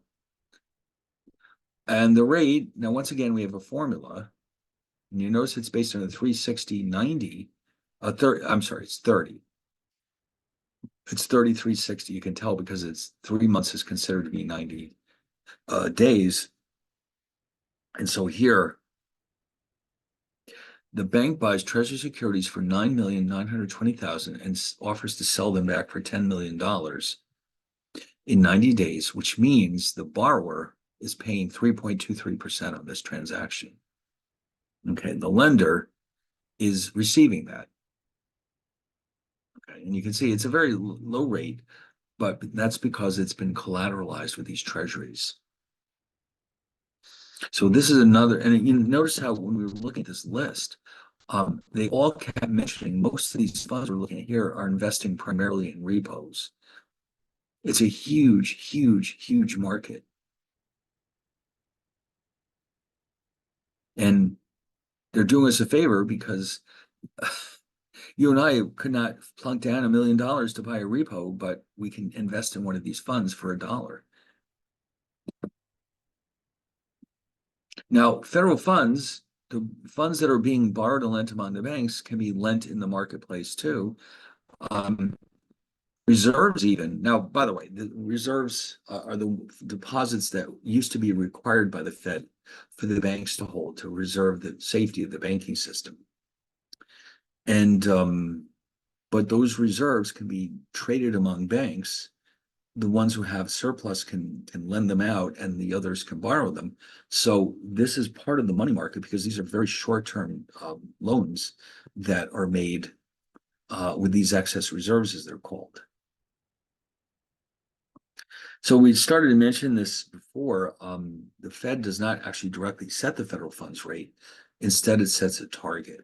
Okay. If the funds drift away from that target, the Fed can push it back to the right level by using these open market operations that we discussed earlier. So now I went to Fred and got this recent list of the Fed funds rate. You can see it's all over the place. It's been around 0 during the COVID. It's up around 4 something now. Look at this in the late 80s. Now, back here, when this spike is taking place, inflation in the United States was completely out of control, like something like 13% at one point. And that's why the rate is so high. I don't think we'll ever see that again. So that's what it's looked like in recent history. Okay. Now, open market operations, we already kind of mentioned this. If the Fed's fund rate is too low to be consistent with the Fed's target, the Fed will actually withdraw reserves from the banking system. And if the Fed funds rate gets a little too high, the Fed will simply increase reserves in the banking system, and that'll push these rates back to their target levels. A typical transaction in the Fed funds market is for $5 million or more. These are the big loans for anywhere from 1 to 7 days, but overnight is the most common one. And then finally, bankers' acceptances. This is more for international trade purposes. A company in the US that's selling goods to a foreign company will accept as payment one of these bankers' acceptances. The bank's essentially stepping in and offering to guarantee payment from a foreign company. So these also could be considered part of the money market because they're usually for very short periods of time. So money markets are an important part of the capital markets, but only for short-term loans. And this is where investors can invest money for short periods of time and earn more than they might get in a traditional savings account, let's say. So it's a very popular market, as you can imagine. But like it says here, it's not 100% safe, but it's awfully close. All right. Now, man, we're zooming along here, aren't we? Now, you know why? Because we haven't had we haven't started using Excel yet. Once we get to that point, we're going to have a lot of fun, exciting spreadsheets to put together. Here, we're looking at a lot of definitional type discussions, but there's going to come a point where we're going to do a lot of calculations as well. Let's see, what's next? Here we go. Speak of the devil, bond markets. Now, this is a very interesting area of study. And you can see there's going to be a lot of Excel involved here because we're basically going to understand their price on the marketplace. We're also going to understand how to measure their risk. Okay, so this will be the first chapter where there's actual calculations involved, or at least involved very complicated calculations. So bonds are the other end of the debt market. These are the ones that have very long maturities. They can go out 30, sometimes even 40 years. In the US, usually most bonds do not go past 30 years, but you do have exceptions. There are some government agencies that do have 40-year bonds, but usually bonds only go out, let's say, 30 years. Now, every country is a little different. Every country's bond markets are different. There are some countries where the bonds don't go out past 15 years, for example. But in the US, they'll go out up to 30 years for the most part. Okay, so if you look at that Treasury website again, you'll notice that, yeah, they don't go out past 30. And that's just because there's no real demand for anything longer than that. Okay. Now, very occasionally, a corporation will issue a longer-term bond. I think I mentioned the Cinderella bonds issued by Disney in the 90s with a 100-year maturity, but that's extremely rare. So a bond is a debt instrument. Now, unlike a treasury security where you buy it at a discount, with bonds, you get explicit interest rate payments. And by the way, when you buy a bond, you're actually entering into a contract. You are the lender. You're entering into a contract with the borrower, a legal contract. So when a corporation issues bonds, they're actually taking the risk that they'll run out of money. And if they can't pay the interest that they owe you, you could actually haul them into bankruptcy court. So as far as that goes, I mean, governments obviously, they can't be declared bankrupt. But a corporation certainly can. So corporations raise a significant amount of their capital from bonds.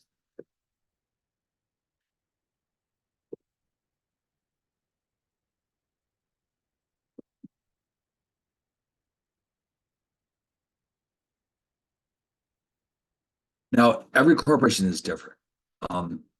Some corporations primarily rely on equity, which is stocks, to raise new capital. Some primarily rely on debt, which is bonds. Most corporations issue some of each, but there are exceptions. Okay? Bonds introduce the risk of bankruptcy.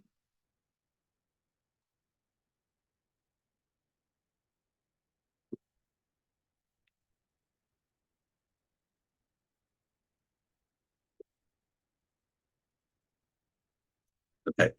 In other words, if a corporation issues a bond, it is promising to pay periodic interest payments known as coupons,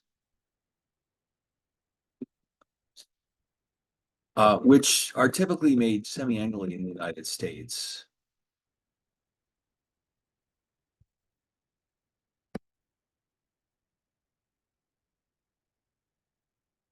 And then repay the principal or face or par value at maturity. Okay, so it's a loan. Let's say you spend $1,000 in a corporate bond. You're going to get interest payments for the next so many years, and then at some point in the future, you'll get your $1,000 back. That's how it's supposed to work. Okay, if a corporation misses any of these payments,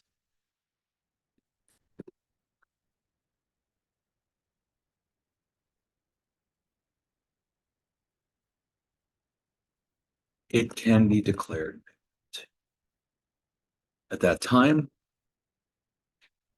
the assets of the corporation are sold by the bankruptcy court and then distributed to the bondholders on a prorated basis. If this happens, typically bondholders will recover anywhere from 40 to 60% of their investment if this happens. So that bankruptcy is a huge problem. The potential for bankruptcy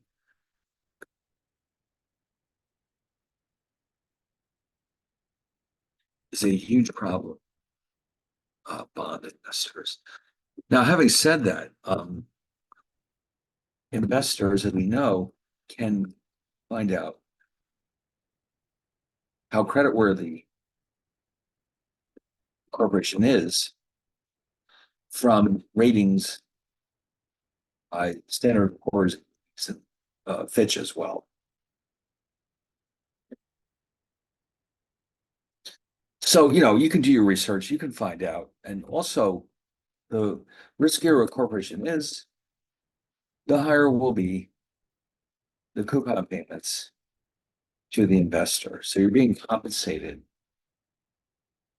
for buying a risky bond with higher rates of return. And in addition to that, actual bankruptcy is a relatively rare event.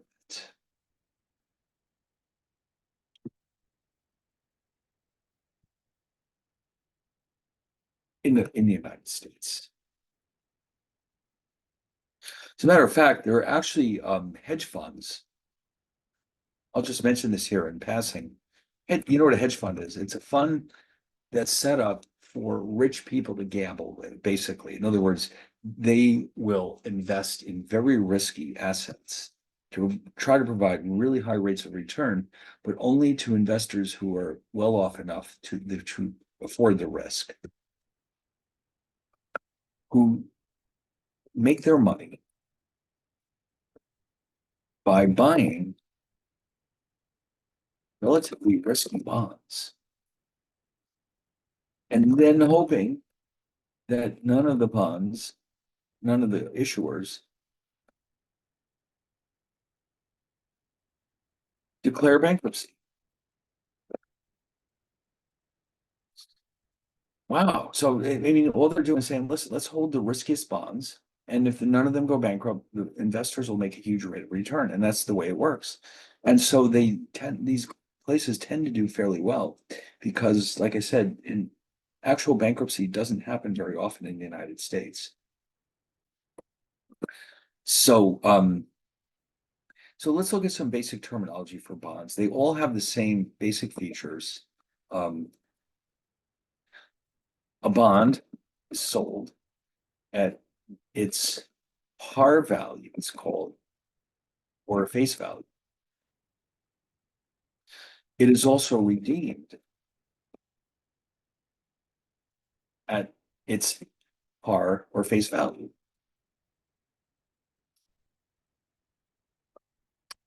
This is typically either $1,000 or a multiple of $1,000 in the United States. Okay, so that's the starting.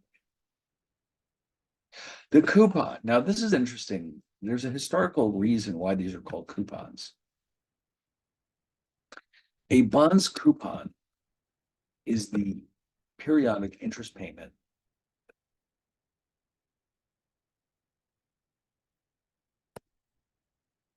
made to investors. Now, you're probably wondering, why is it called a coupon? Well, normally the word coupon is associated with supermarkets. Okay, you issue you get a little strip of paper with, it might say on it, for example, next purchase $1 off paper towels or something like that. Well, historically, before computers were available, bonds were issued as certificates,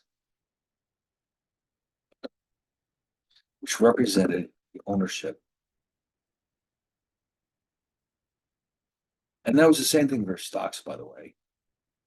So if you go to the internet, you can find pictures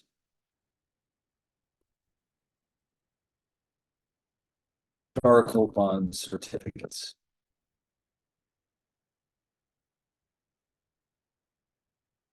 Here we go. Now, here's the interesting part. I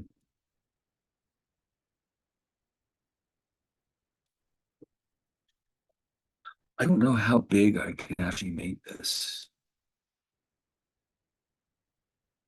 Oh my God, what happened?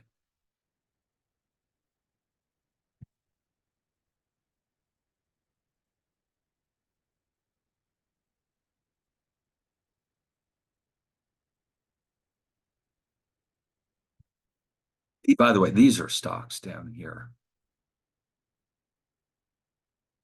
What am I gonna do here? One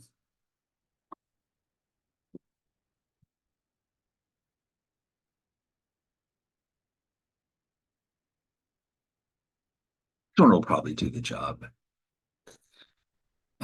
So this is the state of Louisiana issuing their own bond. Now, it says $5. Very hard to read that. I think I'm going to go back. I saw one up here that looked interesting.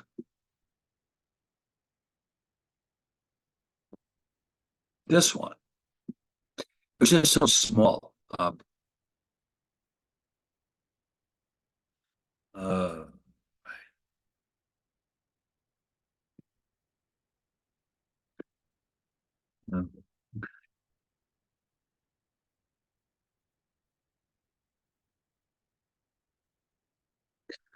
all right, that's probably the best we're gonna do. Oh, maybe not. Ooh, look at this. All right, so this bond was issued in 1964. It's hard to believe. It looks a lot older than that. And oh, but now I can't scroll it. It says coupon bond, $1,000. That's the face value. 2.5% is the coupon rate. That means that every year you're entitled to receive $25 worth of interest, although they usually split it up and pay it in two equal halves. So in other words, you would expect to get two coupons worth $12.50 each during the lifetime of this bond. Now, this is the 60s, so computers are not still being widely used. If you look carefully here, you can see it. It's got a date on it. December 15th, 1962. Like I said, $12.50. So how do you collect your interest payment on December 15th, 1962? You literally would have taken a pair of scissors and cut out this little coupon and brought it to the bank, and you would have been given your $12.50. So in other words, the interest payments were literally made through the form of coupons. This is no different than the coupons you get in the supermarket for paper towels. It's just that it involves interest payments. So this is where the name coupon originally came from, because this is how we received our interest payments before computers came along and were used to keep track of everything. So this is one of the latest coupon-bearing bonds that have physical coupons. Yeah, this is still kind of early days for computers. So anyway, this is what we mean by coupon. And the name stuck. We're still calling them coupons, of course.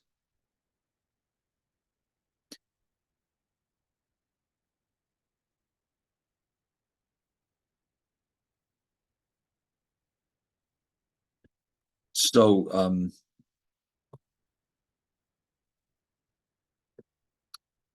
the bond certificates contained physical coupons,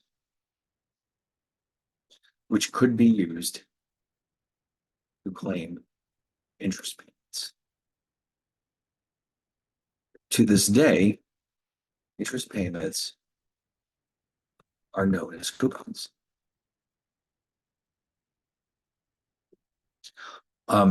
The percentage of the face value, as you saw in that certificate there, it was 2.5%.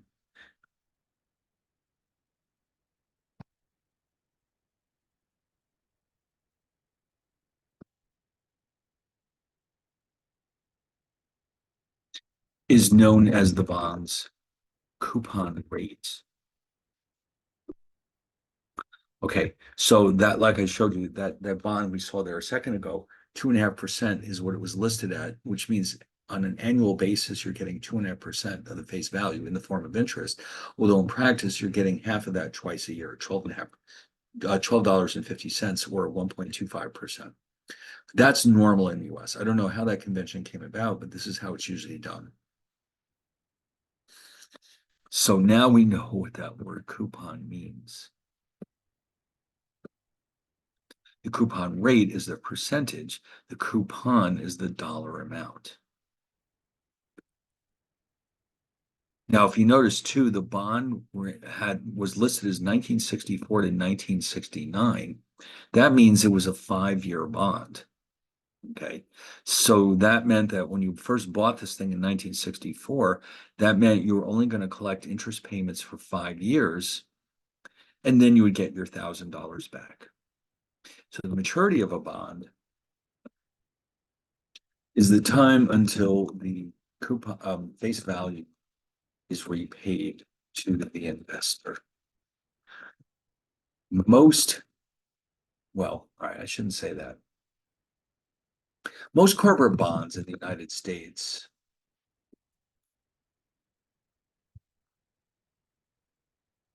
have a maturity. It's usually 5, 10, 20, or 30 years. That's the norm. But as we've seen in the treasury market, you can go all the way down to like a month. So the maturity can be very different in the treasury market, but in corporate bonds tend to be very long-term investments. So and 30 is the most common. Okay, you occasionally get longer term ones, but that's kind of unusual in this day and age. Now, this is a very bizarre feature. Bonds, by the way, let me just mention this real fast. The owner of a bond has entered into a contract with the issuer known as an indenture, it's called. The indenture specifies all of the bonds, terms and conditions, meaning its maturity, on rate, uh, payment, frequency of coupon payments, along with any special features. Now, bonds can have a lot of very oddball features built into them. The purpose of those features is usually either to reduce the risk to the issuer or else to make the bonds more attractive to investors. There were like, in the 60s, there used to be something called a flower bond where you could literally use the bond to pay inheritance taxes or some nonsense like that. They've been around, but there's certain types of features that tend to be fairly common, at least with corporate bonds. Now, treasuries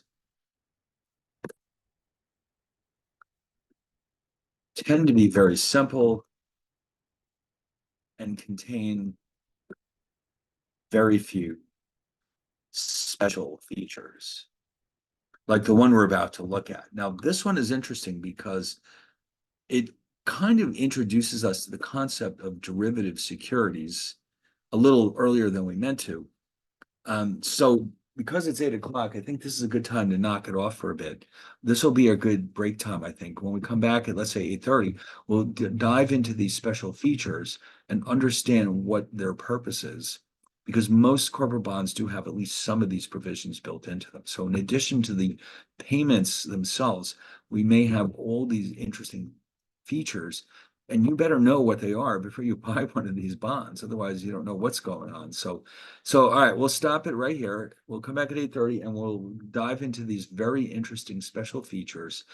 And the word call, we'll see it again later on in the course when we start looking at derivative securities. So this is a very interesting part of this discussion. So we'll save it until we get back so we can start from scratch and really dive deeply into these special features and understand what their purpose is and what they're for. All right, so I'll see you all in about a half an hour, and then when we get back, we'll focus on these special features. All right.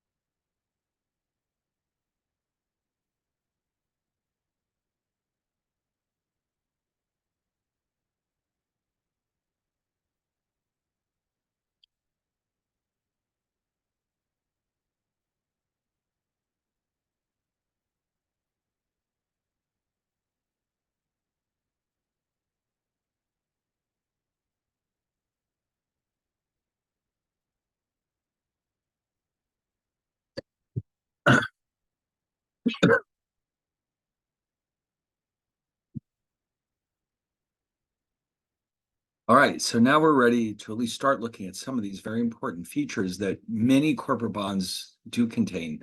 Every bond market is a little bit different. The treasury securities that we trade in the marketplace tend not to have a lot of these same features because it tends to make the bonds less attractive to investors. So we'll start with this idea of the call provision. Now, this is a very strange idea. And when you think about it, it's what it's doing there is it's giving the issuer the opportunity to change the terms and conditions of the bond itself. So, in other words, imagine the following situation. Suppose that Apple issues a bond and the coupon rate is 8%, meaning every $1,000 at face value, the investors are entitled to receive $80 a year. So that means that for the next 30 years, let's say, Apple is committed to paying $80 to the investor. And we'll go through this in more detail when we start looking at how bonds are priced. And then when we get to year, let's say 29, we get $80. And then in year 30, the last year of the bond's lifetime, we not only get our last coupon of $80, but we actually get the face value back. So in the last year, the cash flow is not 1,000, is not 80, but it's 1,080. Now, so here's Apple issuing this bond. And so the investor thinks, well, you know, I'm going to get 30 years worth of $80 coupons. Not bad. I want to buy this bond because it's a good investment. So what the call provision does is it says, well, at some point in the future, let's say in year 20,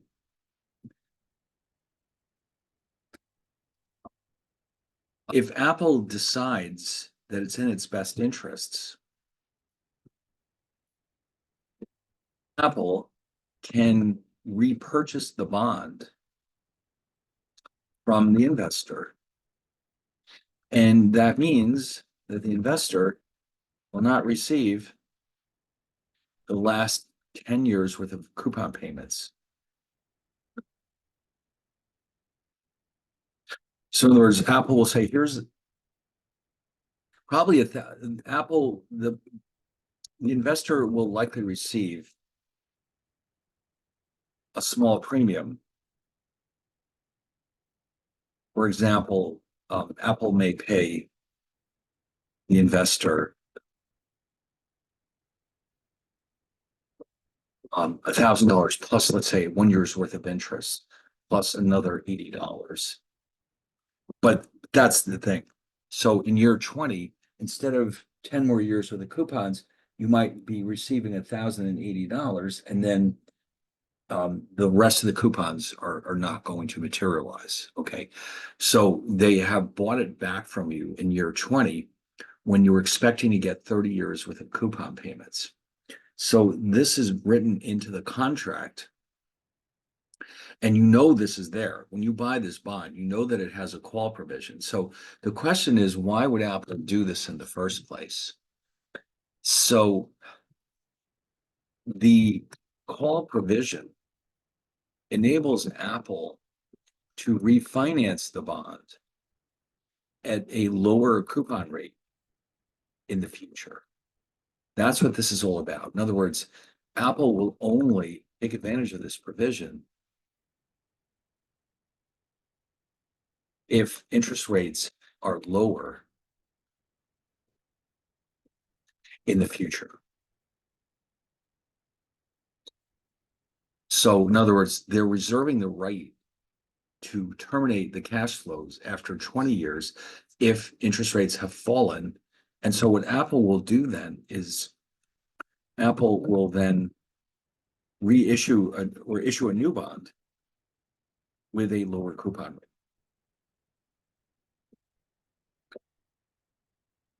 So it turns out this provision is similar to the refinancing option that mortgage homeowners have when they purchase a house with a mortgage. Or you know how that, I guess you know how that works. Like when you have a mortgage, let's say you get a 30-year mortgage and you've locked in a rate of 8%. So what happens with the mortgage is any time down the road that you think that you could save money by refinancing your mortgage, you have the right to do so. So in other words, you don't have to wait 20 years. Anytime you say to yourself, interest rates are dropping, maybe I should refinance this mortgage and get a new one with a lower interest rate. It's the exact same principle. Okay, you're the borrower, you're paying a relatively high rate of interest, and you like the idea that if rates fall, you have the right to lower your payments. And so it's really no different than the refinancing right that homeowners have when they buy a house or any other property with a mortgage. So that's why it's there. Okay, so the call provision enables the issuer, that's the only reason it's in there, the issuer to save interest or save money, I should say, if interest rates fall in the future. Okay. So it's a clause that's built into the contract. Now, at the same time, though, you might say, well, this is hugely disadvantageous to the bond buyer, the investor. One of the positive features of this is that in order for the corporation to sell this bond, it will typically have to offer a somewhat higher coupon rate than it would without the call provision. So in other words, when you buy this bond, let's say they're offering you an 8% coupon rate. Without the call provision, it might have only been a 7% bond. So if the bond is never called, the investor gets to keep the higher coupon rate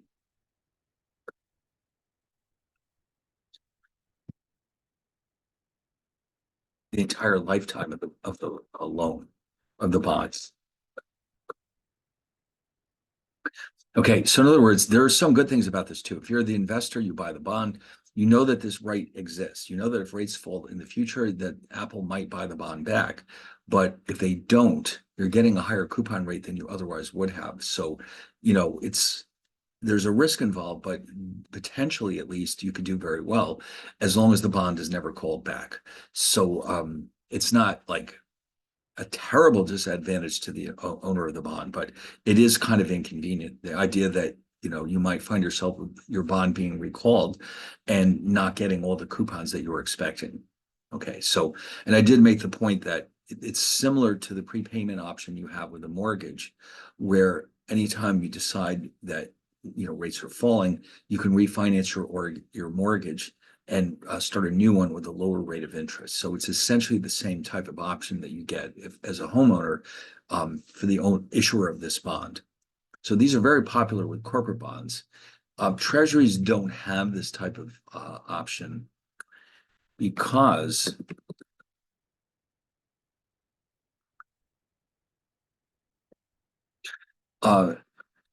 this reduces their attractiveness. It's as simple as that. So, in other words, if you don't want to do anything to annoy the investors, if you're the U.S. Treasury, you got to raise this money somehow, and so you've got to make those bonds as attractive as possible. So, one way to do that is to avoid having these extra features built into them. Okay, so treasuries don't have a call feature, but most corporate bonds do. Right, it's normal for corporate bonds to have a call provision, even though it means that they've got to pay you more interest. It gives them the right to save interest if rates fall in the future. Okay, they don't want to lock themselves into a 30-year very high sorry, rate of interest if they can help it.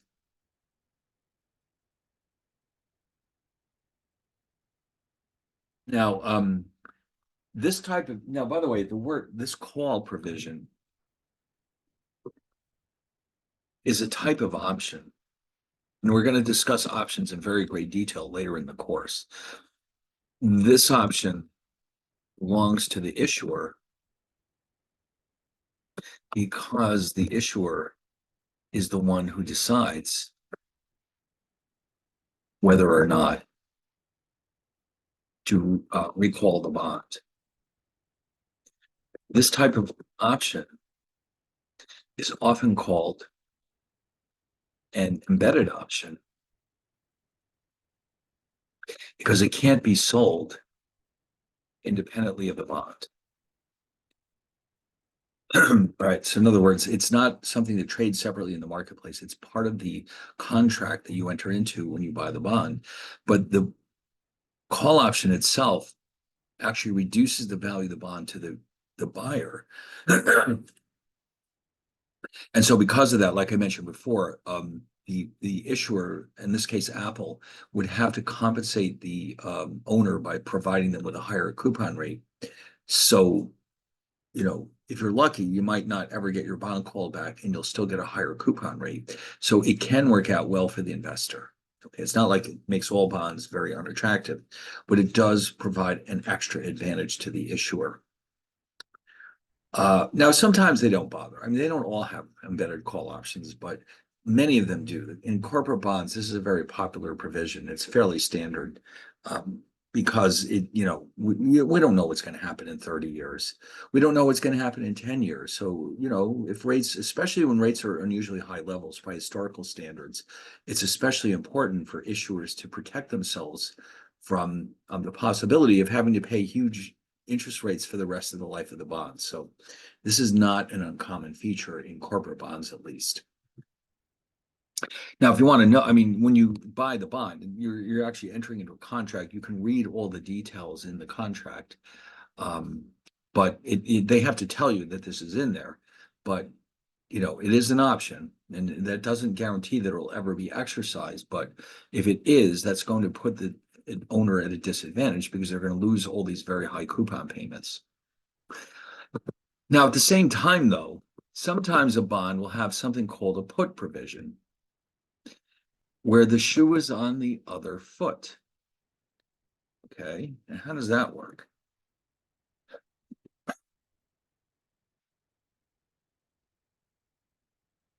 With a put provision, the owner of the bond has the right to sell it back to the owner prior to the maturity date. For example, if interest rates rise, the owner of the bond, of the Apple bond in the last example,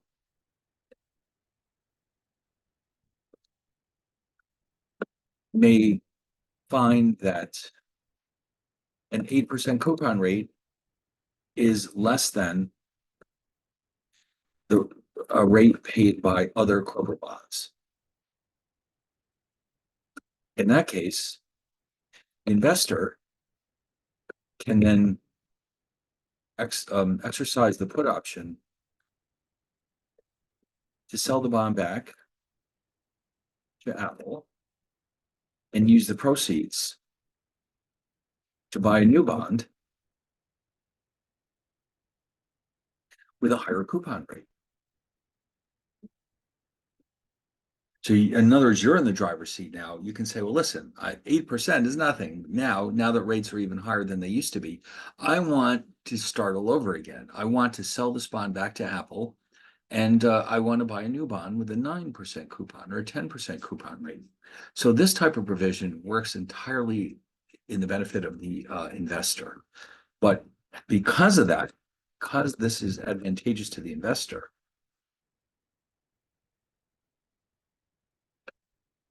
the coupon rate will be lower than it would be without this provision. But you can't expect to buy a bond and have this wonderful feature built into it without paying for it somehow. And the way you pay for it is with a lower coupon rate. Okay, so in other words, all the features in these bonds, if they're advantageous, you're going to end up paying a higher price or receiving less interest. If they're disadvantageous, it's the other way around. So in other words, you have to pay for what you get in all financial markets, including this one. So if there's a feature built into the bond that's helping you, you have to expect to pay for it somehow, with either through a lower coupon rate or a higher price or some combination of both. Now, it really gets interesting when these bonds may have both call and put provisions. That's when it really gets to be fun to analyze, because then you don't like, the call might be worth more than the put might be worth more than the call. That depends on the level of interest rates in the economy. And so it really does make things much more complicated as far as pricing these bonds is concerned. So anyway, now there's a lot of other potential features that can be built into a bond. They'd all be specified in the indenture. For example, what's another one? A sinking fund provision. Now, this is kind of an interesting idea. The corporation is basically saying, listen, we've just borrowed a lot of money when we issued these bonds. And we know that our credit rating might be problematic.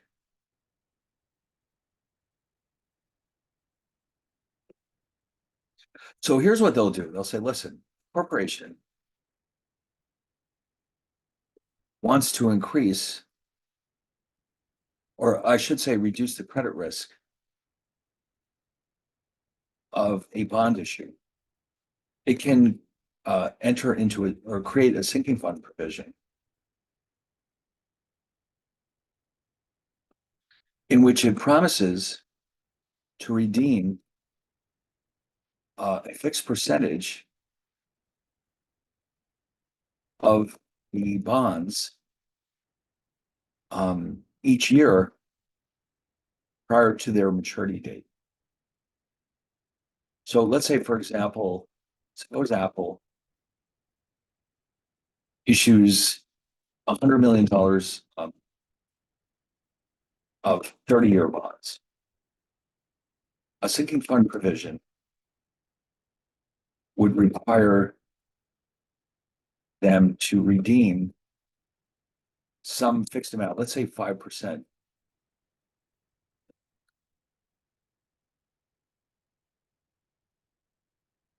of the total every year. Well, actually, that would, let's say 2%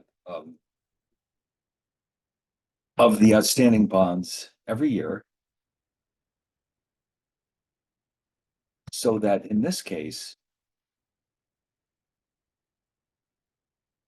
$2 million worth of the bonds are redeemed every year.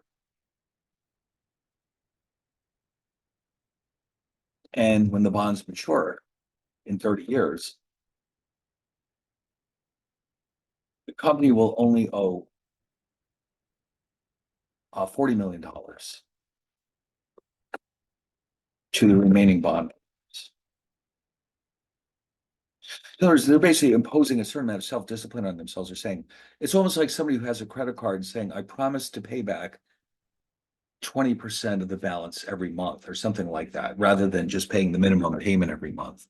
And so that in principle, if they're really serious and they really do it, that in principle should make them less risky to the issuer, in this case, the credit card company, because they're paying it back faster than they have to.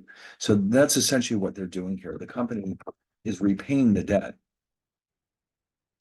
faster than they are required to do, which in principle should increase or reduce the credit risk of the bond.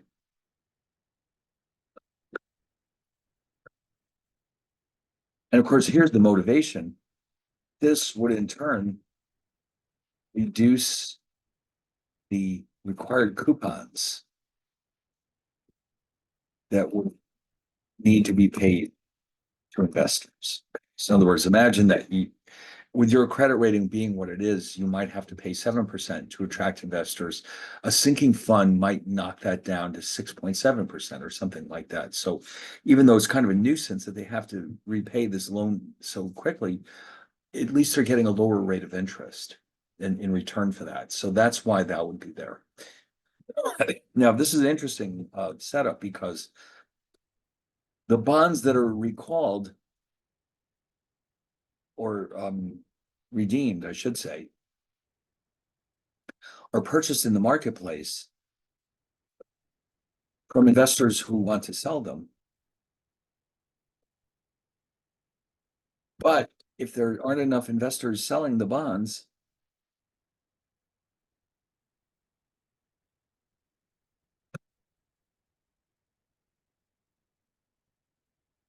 then what they actually do is they have a lottery.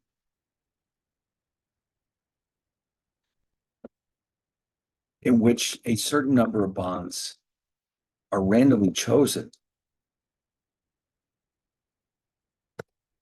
to be redeemed. So in other words, you might get a letter in the mail one day saying, you know what, you know about that sinking fund provision we have in our bond, don't you? Your bond was selected to be redeemed after 10 years. So in other words, then it's like a bond that's callable, except with a callable bond, they're calling them back to save interest. Here, they're trying to improve their credit rating and therefore save interest. So if you're the owner of one of these bonds, your bond could potentially be called back prior to the maturity date, even if interest rates didn't start falling. So it gives you a little bit more of an element of risk than you might have gotten otherwise. But at the same time, though, you know that the chances of bankruptcy from this corporation have been reduced. So there's good things about it and bad things about it.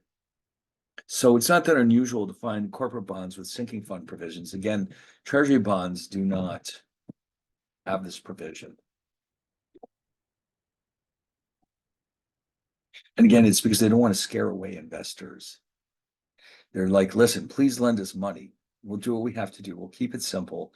The bonds will be very straightforward. There'll be no special features. There's no possibility of us calling your bonds back or anything like that. Okay. So it reduces the default probability. That's what this is all about. And that in turn can potentially help lower interest costs. Now, here's a fun type of bond. Some bonds contain a provision where you, as the owner, may trade your bonds for a fixed number of shares of the company's stock. And these are known as convertible bonds. So,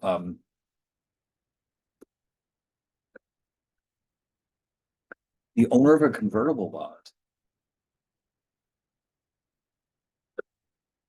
has the right to trade the bond for a fixed number of shares of the corporation. It's the same company. So, for example, suppose that an Apple bond has a face value of $1,000 and a conversion ratio, let's say 4. This means that the investor will trade a bond for 4 shares of Apple stock, regardless of the market price. Now, here's the big question. Why would the investor do this? Why is this such a big deal? Why would you're like, what do you mean? I'm buying this bond. I want this bond. I'm not going to trade it for shares of stock. Well, here's the thing. The owner of a bond will receive coupon payments and will eventually receive face value of the bond at maturity.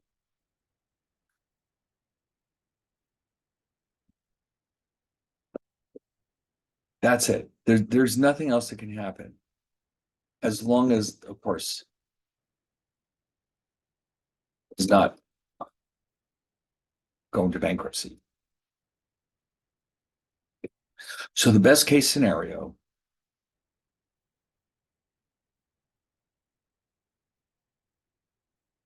is that you get your coupon payments and your face value. Now, the owner of the bond does not share in the profits of the corporation. The owner of the stock of the corporation does.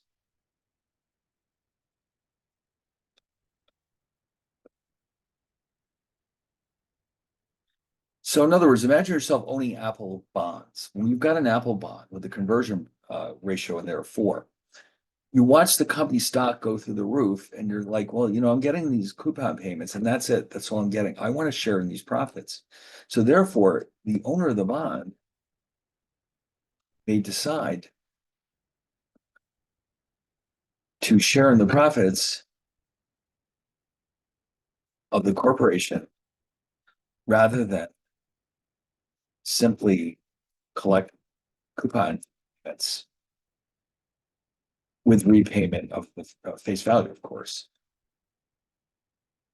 In other words, it gives you the opportunity to say, listen, I'm kind of sorry that I bought this bond. Yes, I'm getting all these nice coupon payments, but the people in the stock are really cleaning up and I'm getting left behind. I'm not getting any profits from this bond, just coupon payments. So I'll tell you what, I'll trade it in for 4 shares of stock. And then now all of a sudden, if the company does well, I'm going to do a lot better than if I simply own the bond. So it's a very valuable feature to have. But since the convertible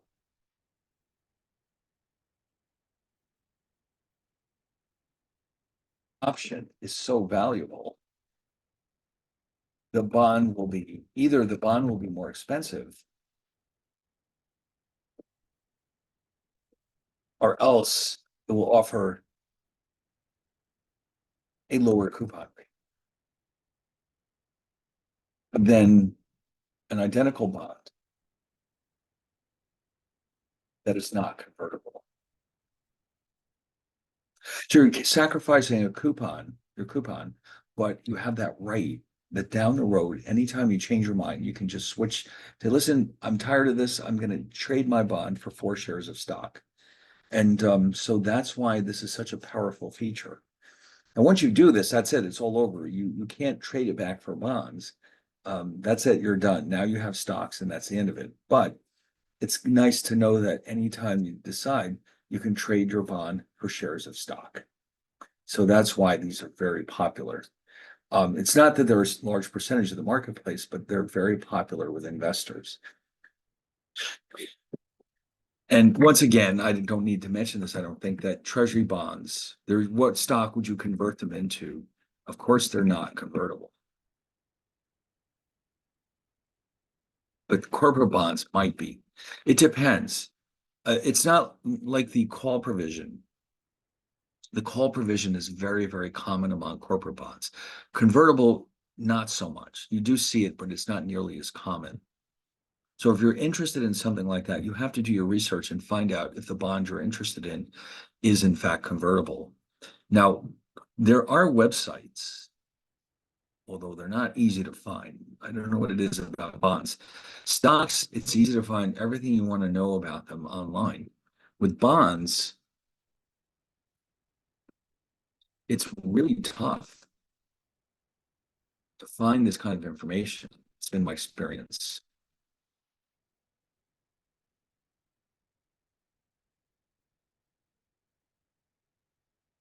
Or more difficult.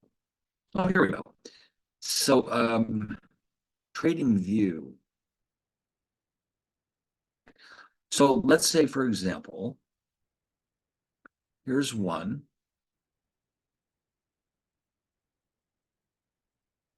2050. I'm interpreting that to mean that it was issued in the year 2020 and it will mature in the year 2050.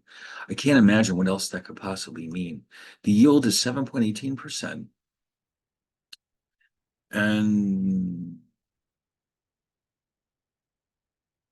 the coupon is 2.4%. Yeah, the maturity date is August 2050.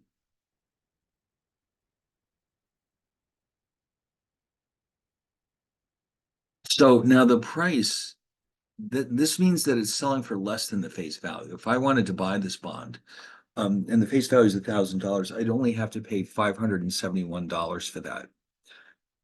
And so that means that when I buy this bond and I hold it until the year 2050, that means that I'm going to get a capital gain because it'll be redeemed at the full face value. So if I'm paying $571 now, in the year 2050, I'm going to get the full $1,000 back. So I'm going to make a capital gain and a coupon of 2.4%.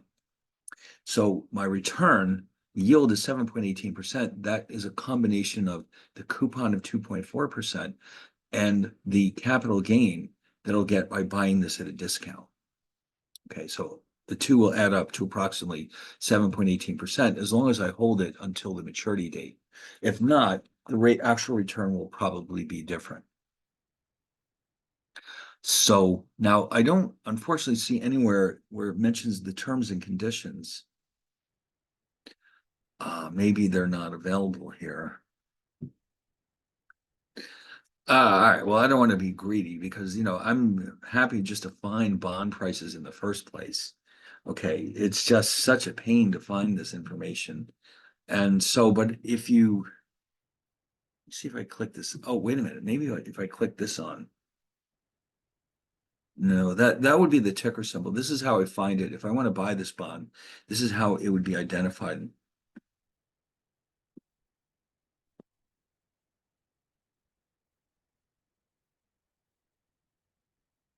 Yeah, this would have to be their stock price. 203. That sounds kind of low.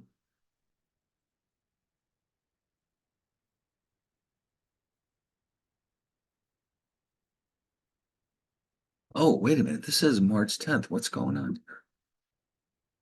I wonder why this is so far behind. Well, anyway, but you get the idea. Well,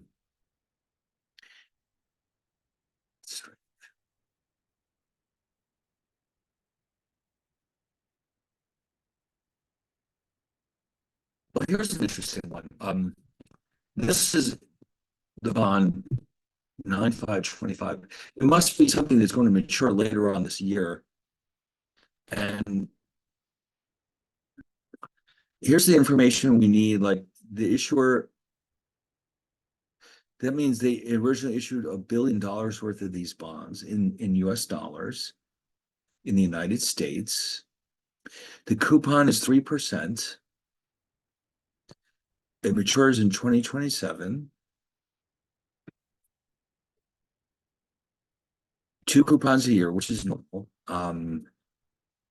It's not a floater. What does that mean? It means that the coupon rate is fixed. There do exist bonds where the coupon rate is determined at the beginning of each year, so that you never know from one year to the next how much interest you're actually going to earn, which is kind of interesting.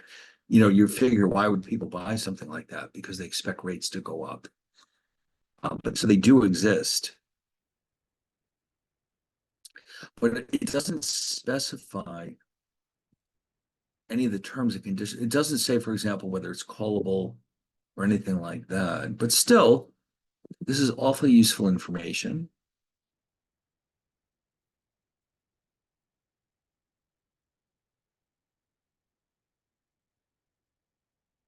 Yeah, I guess that's the best we're going to do. I'm happy to see this. I've struggled in the past to find bonds. It's just not easy.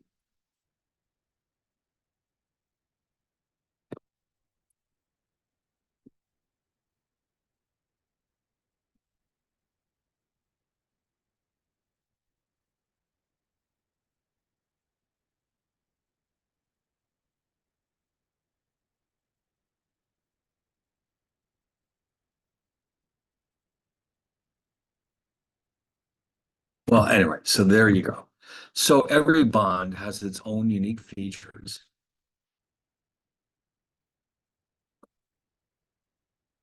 And so anyway, what else do we have here? So yes, of course, you're going to expect to get a lower coupon rate because the convertible feature is so powerful.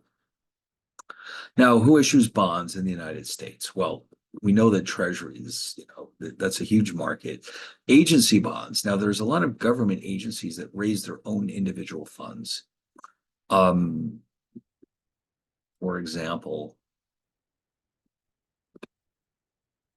what government agencies issue their own bonds? Let's take a look at this list. Mhm. They're issued by government-sponsored enterprises. They're not quite as safe as treasuries, but the government's not going to let them go out of business. For example, the Tennessee Valley Authority, Federal Farm Credit Bank, Federal Home Loan Bank, and then these infamous mortgage companies, Fannie Mae and Freddie Mac. Um, Surprised anyone's willing to buy them anymore after the housing crisis. Now it says here, now this is the tricky part. It says government-sponsored enterprises do not have the explicit backing of the US government, but it's inconceivable that the government would allow these to default. So this is why people are willing to buy these things, and they'll get a little bit more interest because there's still some risk. But for all practical purposes, it's not likely they'll ever default. In other words, generally agency bonds have the same credit ratings as the US government, which is AAA, AA plus, AA plus by the big three, Moody's, Standard & Poor's, and Fitch.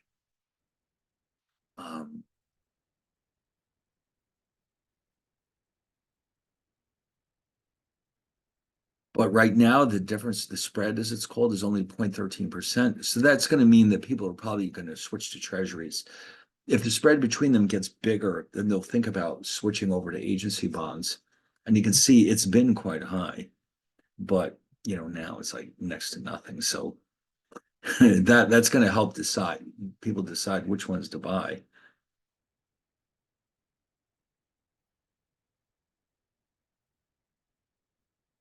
So you can see the blue is agencies, the red is treasuries. So in this part of the yield curve, the two of them are almost identical to each other. So nobody's going to be buying agency bonds down here.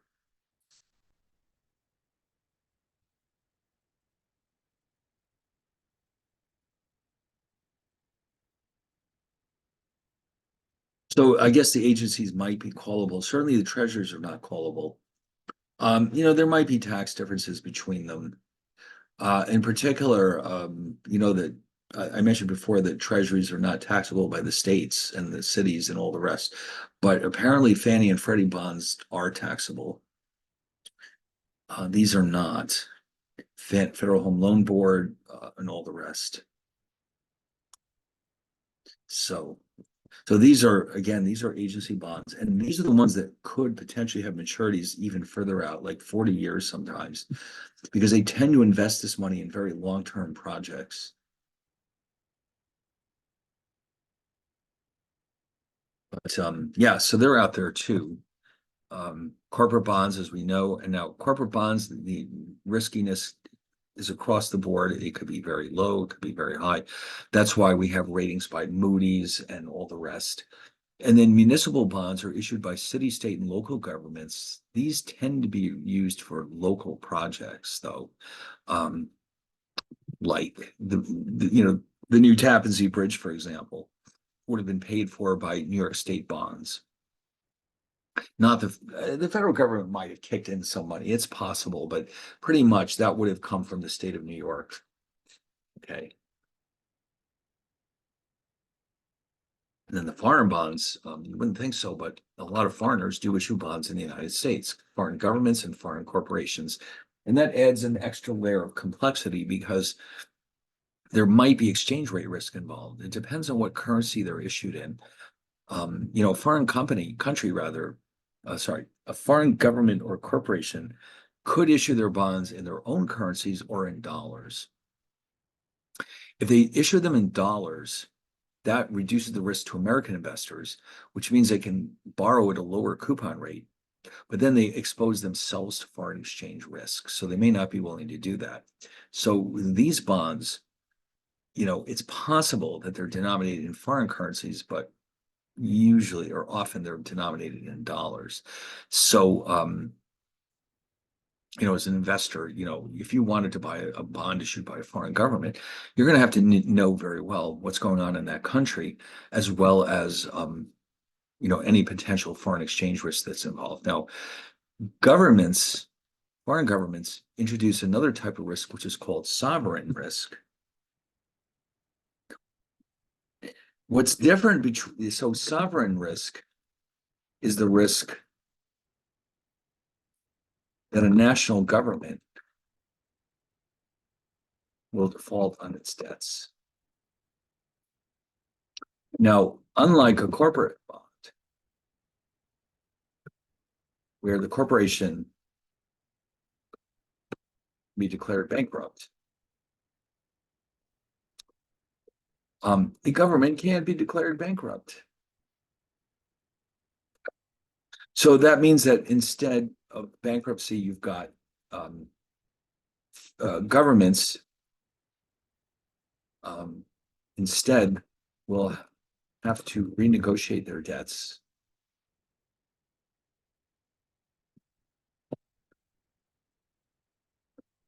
Their creditors if they run out of. And that could be a very long, drawn out, expensive process. So in other words, if you own one of these bonds, you've got to be aware that, potentially this could happen, that the government could just run out of money and then there's no bankruptcy court to dissolve their assets. Instead, you have to hope that the IMF can step in and help bail them out or something. So, like I did mention, I think Argentina did this in 2001. They just ran out of money. They owed so much money and they just couldn't cover it. And so their bonds were worth very little. Their currency collapsed. And so they haven't really recovered since then. So that's another unique type of risk that you'll run into with sovereign bonds, or not just sovereign bonds, but corporate bonds too from foreign companies. So all of these different bonds have all types of different risks. The only ones that are truly risk-free are the treasury bonds. And the interest rates they pay reflect that. Okay. All right. So anyway, let's see. I think we got a lot done here tonight. Now, soon enough, you're probably wondering, when are we going to do some Excel? For God's sakes, we want Excel. Don't worry. Soon enough, in this chapter, we will start to talk about how bonds are priced. And at that time, we will bring in Excel and we can do a lot of interesting things. We're going to actually calculate how much a bond should be selling for. And we're going to see a lot of interesting relationships between the variables that determine the bond's price. So tonight, no Excel. But I think as soon as next time we meet, we'll almost certainly be ready for some introductory Excel, and then we'll use it more and more as we go along in the course. Okay, so I think you'll find that very interesting. So anyway, so we'll cut it off right here. I'll post all the materials, of course, and then we'll meet again as usual on Thursday night. And then by that time, we should be ready to do some Excel. Okay. All right. So good night, everyone. Thanks, Professor. Have a good night. Okay. Thank Bye. you. Good night. Bye.